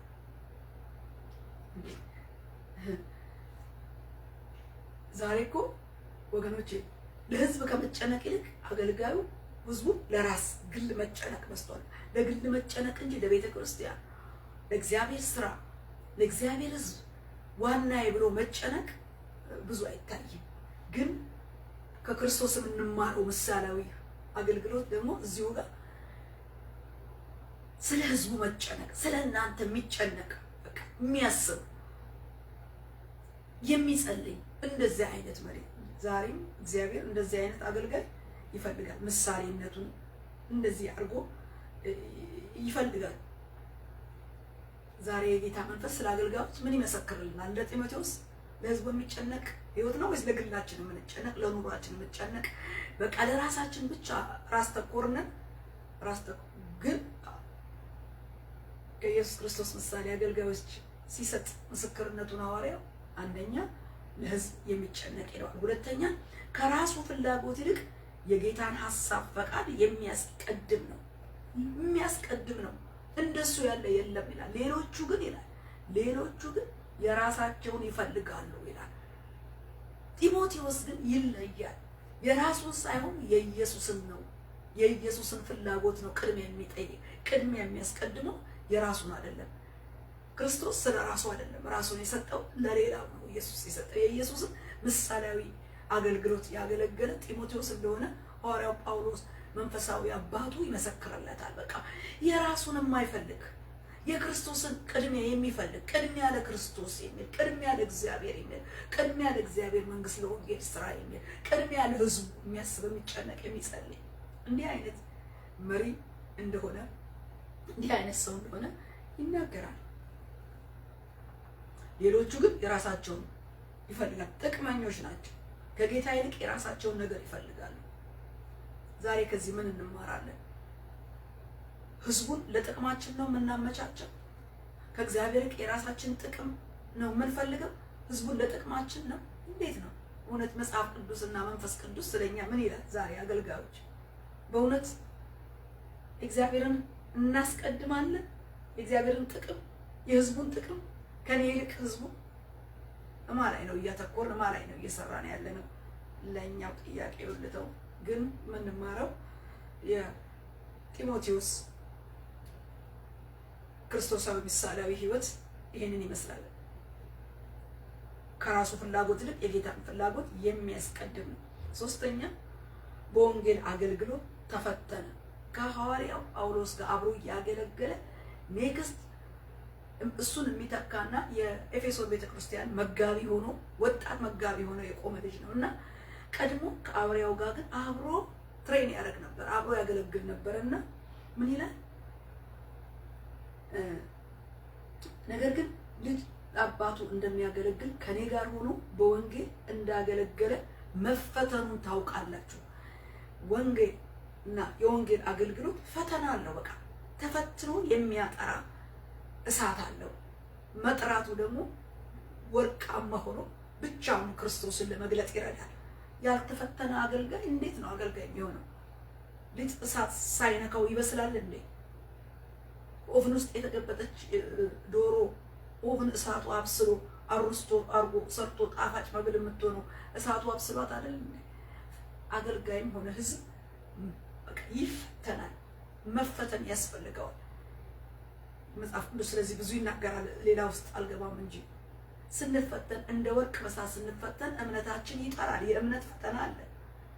በዚህ አገልግሎት ከሐዋርያው ጋር ሆኖ ማይፈተን ነበር። ጢሞቴዎስ ልጁ ይፈተን ነበር።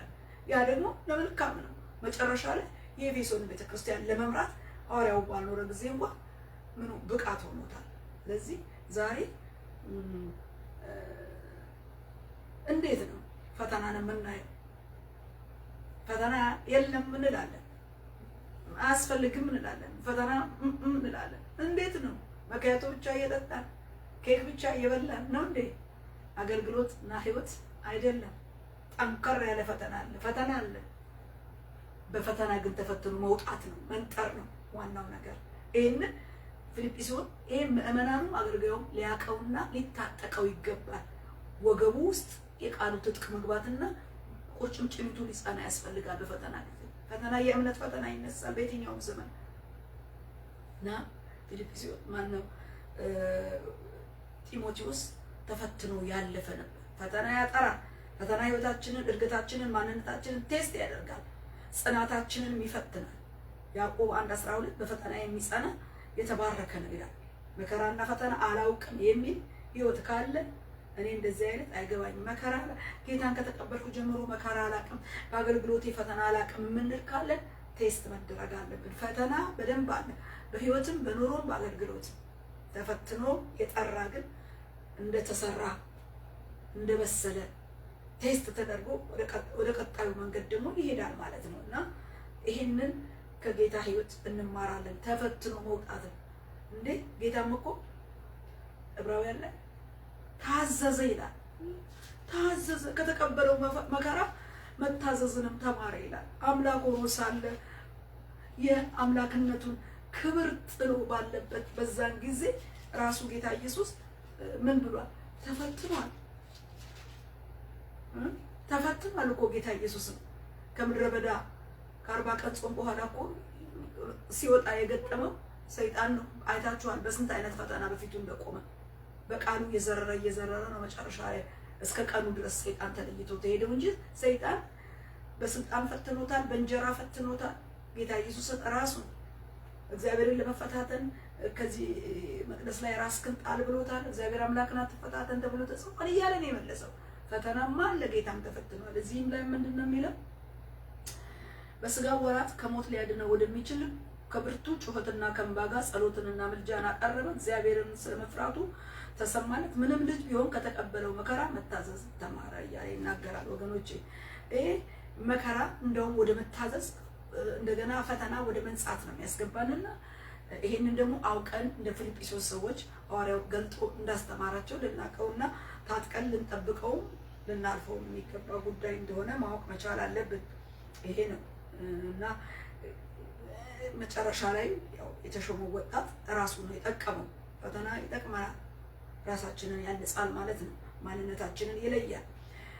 ሌላው እዚህ ጋር ታማኙ አገልጋይ ባሪያው ሐዋርያው ጳውሎስ የመሰከረለት አራተኛ ከሐዋርያው ጳውሎስ ጋር ሲያገለግል እኔ በልጥ፣ እኔ ታይ፣ እኔ ቀድም እያለ ሾዋፕ አላደረገም። የወንጌል አገልግሎት ምን ይፈልጋል? ስምምነት፣ አብሮነት፣ በአንድ ልብ በአንድ መንፈስ ቆመን የምናገለግልበት መንግስት ነው። ሾዋፕ አይፈልግም።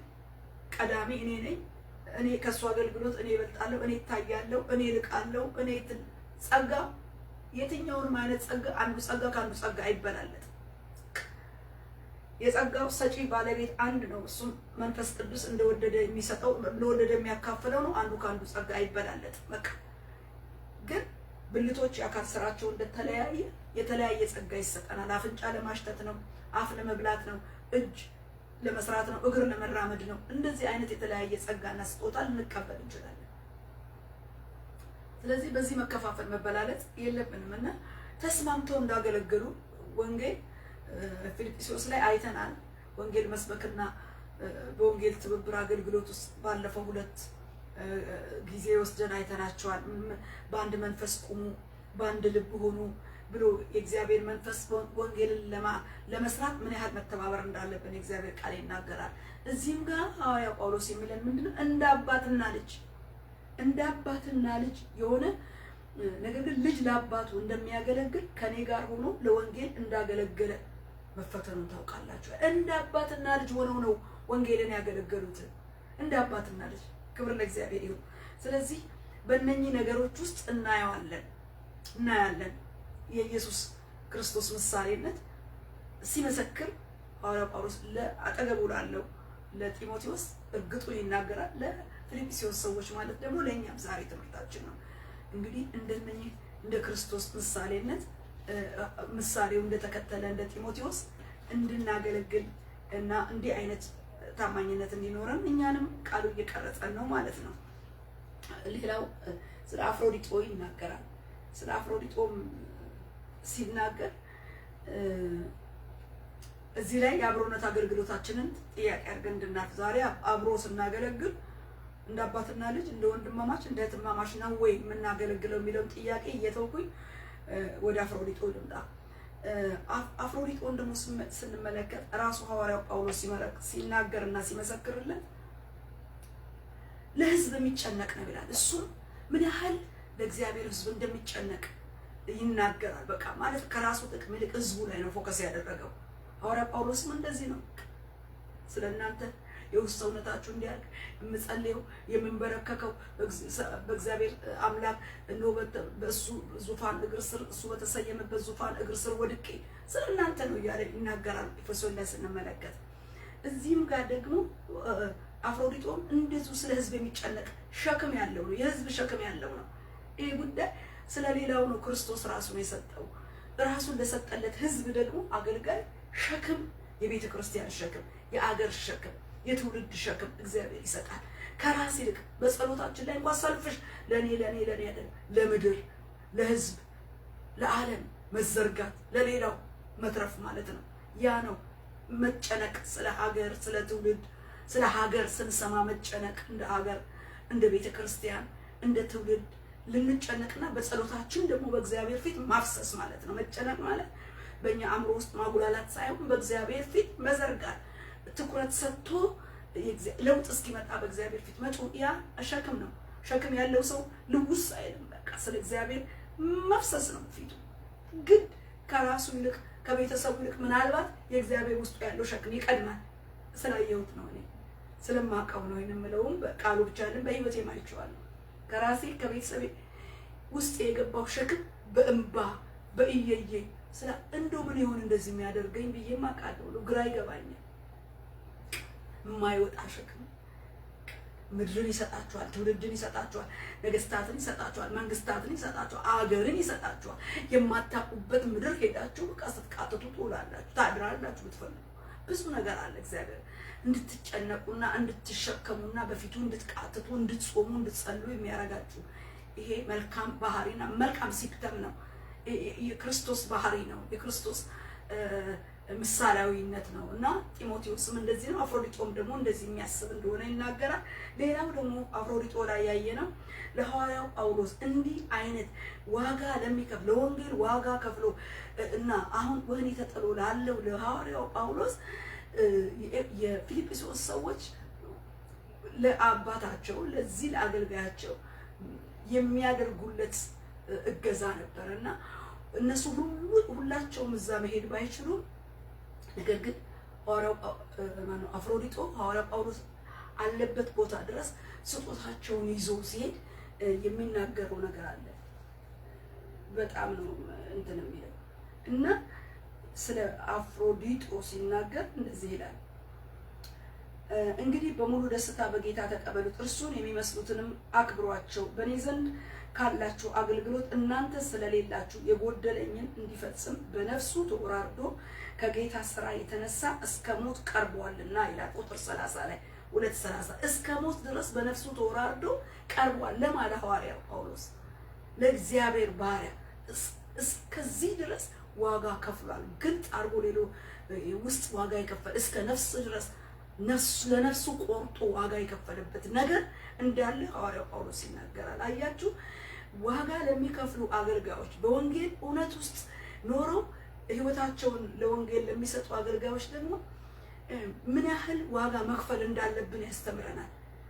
እስከ ነፍስ ድረስ ቆርጦ ይላል። በቃ እስከዛ ድረስ ነፍሱ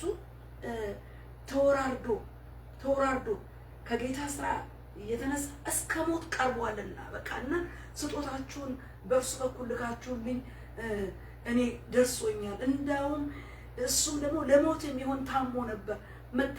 መታመሙን ደግሞ እናንተ ስለሰማችሁ እጅግ ተጨንቋል። በቃ ከበሽታው ሌላ ደግሞ እናንተ እንደተጨነቃችሁበት አውቆ ስለሱ ተጨንቋል። ስለዚህ አፍሮዲጦን እልክላችኋለሁ እያለ ይናገራል።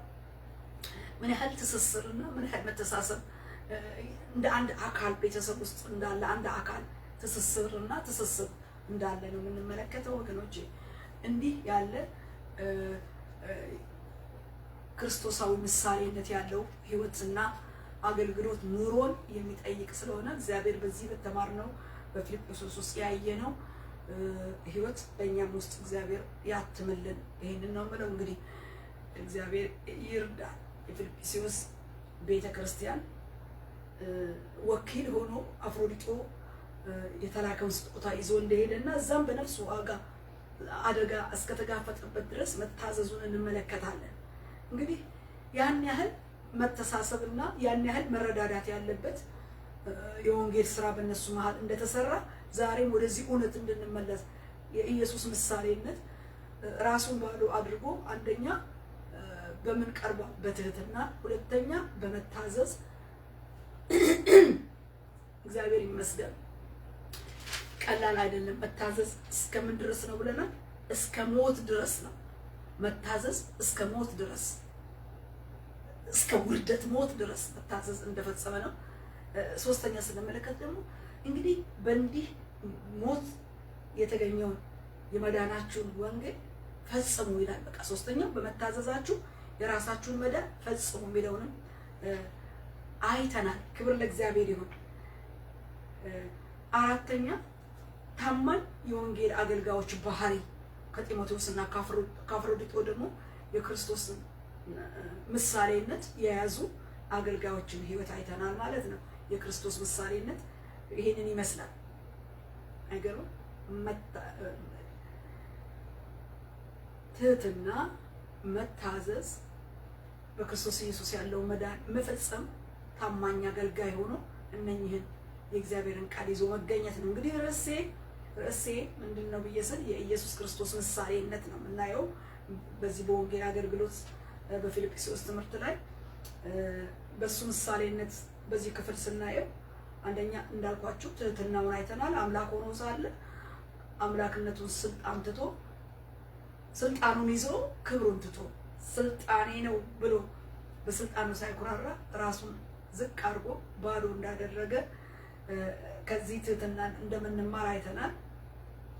ሙሴ እጅግ ትሁት ነው ብሎ የጌታ ግን ፍጹም ትሁት ነው። ዛሬ ለወንጌል አማኞች ጌታ የትህትናውን ጸጋ ያልብሰን። የመጀመሪያው ይሄ ነው። አሜን። ያልብሰን፣ ይቅጠምብን። ክርስቶሳዊ ምሳሌነቱ ትህትናውን እኛም ዝቅ ብለን የምናገለግልበትን ህይወት ልክ እያበራን ለሌላው እኛም ቃሉን እየኖርን ለሌላው እያበራን የምንኖርበትን ህይወት እግዚአብሔር ይስጠን። ሁለተኛ መታዘዝ ነው። የክርስቶስ ምሳሌነት መታዘዝም ያስተምረናል። እግዚአብሔር በመታዘዝ ቃሉ ውስጥ የሚጠበቅብን መታዘዝ እንድንኖር እግዚአብሔር ይርዳን። መታዘዙ ደግሞ እንደ ሰርመኒየስ ቤተክርስቲያን እንደዛ እንድንሆን እግዚአብሔር ይርዳን። ሶስተኛ በመታዘዛችሁ የራሳችሁን መዳን ፈጽሙ ነው። አራተኛ የኢየሱስ ክርስቶስ ምሳሌነት በአገልጋዮች ህይወት ያየነው ነው። በቅንነት ለእግዚአብሔር ሕዝብ መጨነቅ፣ የራስን ሳይሆን የክርስቶስን ፍላጎት ማስቀደም፣ የወንጌል አገልግሎት ተፈትኖ መውጣት፣ በወንጌል አገልግሎትና አገልጋዮች እንደ አባትና ልጅ መተሳሰብ እንደሚያስፈልግ እኔ በልጥ አንተ ትበልጥ ብሎ የራስን ፍላጎት ከማስቀደም ይልቅ ይሄ ፊልጵስዩስ የእግዚአብሔር ትምህርት ምሳሌያችን እንድንኖርበት እግዚአብሔር ይርዳን። እንግዲህ ጌታ ይርዳን። ዛሬ እንዲህ እንደ ሐዋርያው ጳውሎስ ያሉ አባቶች አገልጋዮች ደግሞ ባሉበት ሁኔታ ልናስባቸው፣ ልናከብራቸው፣ ልንረዳቸው ደግሞ እንደ አፍሮዲጦ ዋጋ እንኳን ከፍለን ዋጋ የከፈሉትን መድረስ እንዳለብን ያስተምረናል። ወንጌላችን ዛሬም አልተለወጠም፣ ያው ነው። ክብር ለኢየሱስ ይሁን። ጌታ ይርዳን። ፊልጵስዩስ 1 ምዕራፍ 2 ጨርሰናል። ጌታ ቢፈቅድና ብንኖር ወደ 3ኛውና ወደ 4ኛው ምዕራፍ እንገባለን። ዛሬ እግዚአብሔር ቃሉን ይባርክልን፣ በዚህ ኑሮና ህይወት እንድንገለጥ ይርዳን። እግዚአብሔር የዘላለም አምላክ ሆይ በተናገርኩት ቃል እኔ መኖር እንድችል ጸጋውን አብዛልኝ። ተናግሬ የተጣልኩ እንዳልሆን ሐዋርያው ጳውሎስ አገልግሎቱ ነፋስ እንደሚጎስም አይደለም ራሱንም ያስገዛ ነበረ። እግዚአብሔር ይመስገን። ነፋስ እንደሚጎስም ሳይሆን ራሳችንን በማስገዛት የቃሉ ፍሬ በህይወቴ የተገለጠ ለሚሰሙኝም ደግሞ ይሄ ጸጋ ይሄ ትእዛዝ ሳይሆን እግዚአብሔር ጸጋ የሞላው ያንተን የክርስቶስን ምሳሌያዊነት ሆነን እንድንገኝ ቃልህ እንዲያስታጥቀን እግዚአብሔር በትህትና እንዲያስታጥቀን በመታዘዝ እንዲያስታጥቀን አቤቱ እግዚአብሔር ሆይ አንተን በመምሰል ህይወት እነሆ መዳን የተፈጸመበትን የክርስቶስን ስራ እንደ ቃልህ እግዚአብሔር እስከ ፍጻሜው እስከ መምጣትህ ድረስ እንድንጸና እንድንተጋ እንድትረዳን እግዚአብሔር የዘላለም አምላክ በአገልጋይ በክርስቶስ ኢየሱስ የህይወት ተምሳሌት እንደያዙ እንደነ ጢሞቴዎስ እንደነ አፍሮዲጦ እግዚአብሔር ሆይ ተገቢውን ቃልህን በህይወታችን እንድትከትብን ታማኝ አገልጋይ እንድታረገን የክርስቶስ ምሳሌነት በቃል በእኛ ህይወት እንዲገለጥ መልካምነት እንዲገኝ ቅኖች እንድታደርገን ለሌላው የምናስብ የምንጨነቅበትን ሸክም እንድትሰጠን በኢየሱስ ስም ከራሳችን ፍላጎት ይልቅ አንተን በማስቀደም እግዚአብሔር ሆይ ለህዝብህም ዋጋ በመክፈል እነሆ መብራታችንንም እነሆ ከፍ አድርገን በማብራት ኑሮን የተመለከተ ህይወት እንድንኖር እስከ ሞት የታመንን ሆነን እስከ ፍጻሜው ድረስ እንድንተጋ ለሌሎች ብርሃናችን እንዲወጣ ክርስቶሳዊ ህይወትና ኑሯችን ለዓለም ብርሃን ሆኖ ለምድር ጨው ሆኖ እንዲገለጥ ቤተክርስቲያንን በዚህ ታላቅ ሪቫይቫል እንድትባረካት እንድታነሳ የእርስ በርስ የአገልጋዮች ህብረት እንደ አባትና ልጅ እንደ ሐዋርያው ጳውሎስና ጢሞቴዎስ እንደ አባትና ልጅ እንዳገለገሉ ህብረታችንን እንደ አባትና ልጅ እንድታቆራኘው በመንፈስ ቅዱስ ህብረት ወንድማማችነትን እህትማማችነትን እንድታጠነክርልን በዚህ ቤተክርስቲያን ተባርካ ለበረከት ሆና ብርሃኗ ደምቆ ለዓለም እንዲወጣ በዚህ እውነት እንድትባርከን ጸለይን። በእውነት ደግሞ ይሄን ቃል የምትሰሙ ወገኖቼ በእውነት ክርስቶስ ራሱን የሰጠበትን ወንጌል ሰምታችሁ እንድትቀበሉት በእውነት ተረት ያልሆነውን እስከ ፍጻሜ ቀን ልትኖሩበትና ልትጠብቁት የሚገባውን እነሆ በእውነተኛው ቃል ሕይወቱን እስከ ሞት የሰጠበትንና ያልተገባውን ሞት ወስዶ የተገባውን ስልጣንና የተገባውን የስልጣኑን ክብር ጥሎ ራሱን የሰጠበትን ሕይወት እንዲሆንላችሁ በክርስቶስ ኢየሱስ አምናችሁ እንድትድኑ በእውነት ክርስቶስን እየመሰልን በመኖር መባረክ እንዲሆን እስከ ፍጻሜው ድረስ ደግሞ በወንጌል እውነት ለመኖር እነሆ ወልደን ለብዙዎች በረከት እንድንሆን ባለ ፍሬ እንድንሆን ከዚህ ጌታ ጋር እንድትታረቁ እነሆ ለዓለም ራሱን በሰጠበት ቤዛነት በልጁ ሥጋ ሞት በፈሰሰው ስሬት ባለው ደም ነጽታችሁ ምህረትን ተቀብላችሁ ከእግዚአብሔር ጋር ኑሯችሁን እንድትቀጥሉ በክርስቶስ ኢየሱስ እንድታምኑ ጥሪ ያቀርባለሁ። ያላመናችሁ በዚህ ወንጌል እውነት አምናችሁ በክርስቶስ ደም ታጥባችሁ በወንጌል ቃል ዳግመኛ ልደትን አግኝታችሁ እነሆ ከእግዚአብሔር ጋር ልጆች ሆናችሁ የእግዚአብሔር መንግስትን እንድትወርሱ በኢየሱስ ክርስቶስ ስም ጥሪ ያቀርባለሁ። የዳንን ደግሞ በወንድማማዊ ህብረትና ፍቅር እነሆ ወንጌልን ይዘን እንድንሮጥ በእግዚአብሔር ቃል እውነት ታማኝ ሆነን በክርስቶስ ኢየሱስ የህይወት ምሳሌነት ቤተክርስቲያን እንድትገለጥ ጸጋ ይብዛልን። ይህን የማይወድ ክፉ ሰይጣን ዲያብሎስ በኢየሱስ ስም የታሰረ ይሁን፣ ስራው ይፍረስ በኢየሱስ ስም። ጨለማውና ኃይሉ የሚገዳደርበት ጉልበትና ኃይል በመስቀሉ ኃይል ረገጥን፣ በቃሉ ስልጣን እነሆ አዘዝን፣ አሰረን። ወንጌላችን ዓለምን እነሆ እግዚአብሔር ሆይ እነሆ ባሸነፈበትና ለዓለም ራሱን በሰጠበትና ዓለምን ባዳነበት ድነት የተጠቀለለ እንዲሆን በፍጻሜውም ዓለምን በሚጠቀልል መንግስት በወንጌል ቃል ዓለምን ሁሉ ለራስ ክብር እንድጠቀልል አንድስ እንኳን የጥፋት ልጅ እንዳይሆን ወደ እግዚአብሔር ሲኦል እንዳይወርድ የልጅ ሞት ሁሉን እግዚአብሔር ከሞት እንዲያስጥል አደራ በኢየሱስ ስም ላንተ አሳልፌ የሰጠው ሁሉ ላንተ ለገናናው ስሙ ክብር ይሁን። ቀሪ ጊዜያችንን ባርክልን። ቃሉ ፍሬ እንዲያፈራ ለቃሚው በኢየሱስ ስም አሰርኩኝ። ለቃሉ ፍሬ እንዳያፈራ የሚታገል የቱም አይነት መስዋዕትና መሰዊያ ኃይል በመስቀሉ ኃይል ረገጥኩ። በኢየሱስ ክርስቶስ ስም አሰርኩ። በስልጣን ቃል ከለከልኩ። በመንፈስ ቅዱስ አገድኩኝ። በኢየሱስ ስም ቃሉ ተዘርቶ ብዙ ፍሬ እንዲያፈራ እግዚአብሔር በመንፈስ ስራን እንድትፈጽም በተፈጸመበት በክርስቶስ መስቀል ስራው እንዲሆን በኢየሱስ ስም ፍሬ እንዲያፈራ ስራው እነሆ ዘሩ ፍሬ እንዲያፈራ ቃሉ ፍሬ እንዲያፈራ ለመንኩ። በኔም ውስጥ እግዚአብሔር ሆይ ፍሬ እንዲቀርልኝ በኢየሱስ ስም ለሚሰሙኝም ደግሞ ጸጋ እንዲሆን ለሰሚዎችም ለተናጋሪው እግዚአብሔር ፍሬ እንዲሆንልን ለመንኩ። ይህን በአብ በወልድ በመንፈስ ቅዱስ አንድ አምላክ ስም አምኜና ተማምኜ ጸለይኩ። አሜን። በኢየሱስ ጌታ ድንቅ ስም እግዚአብሔር ይባርከን ይጠብቀን። የእግዚአብሔር አብ ፍቅር የልጁን ኢየሱስ ክርስቶስ ጸጋ የመንፈስ ቅዱስም አንድነትና ህብረት ከኛ ከሁላችን ጋር ይሁን። አሜን።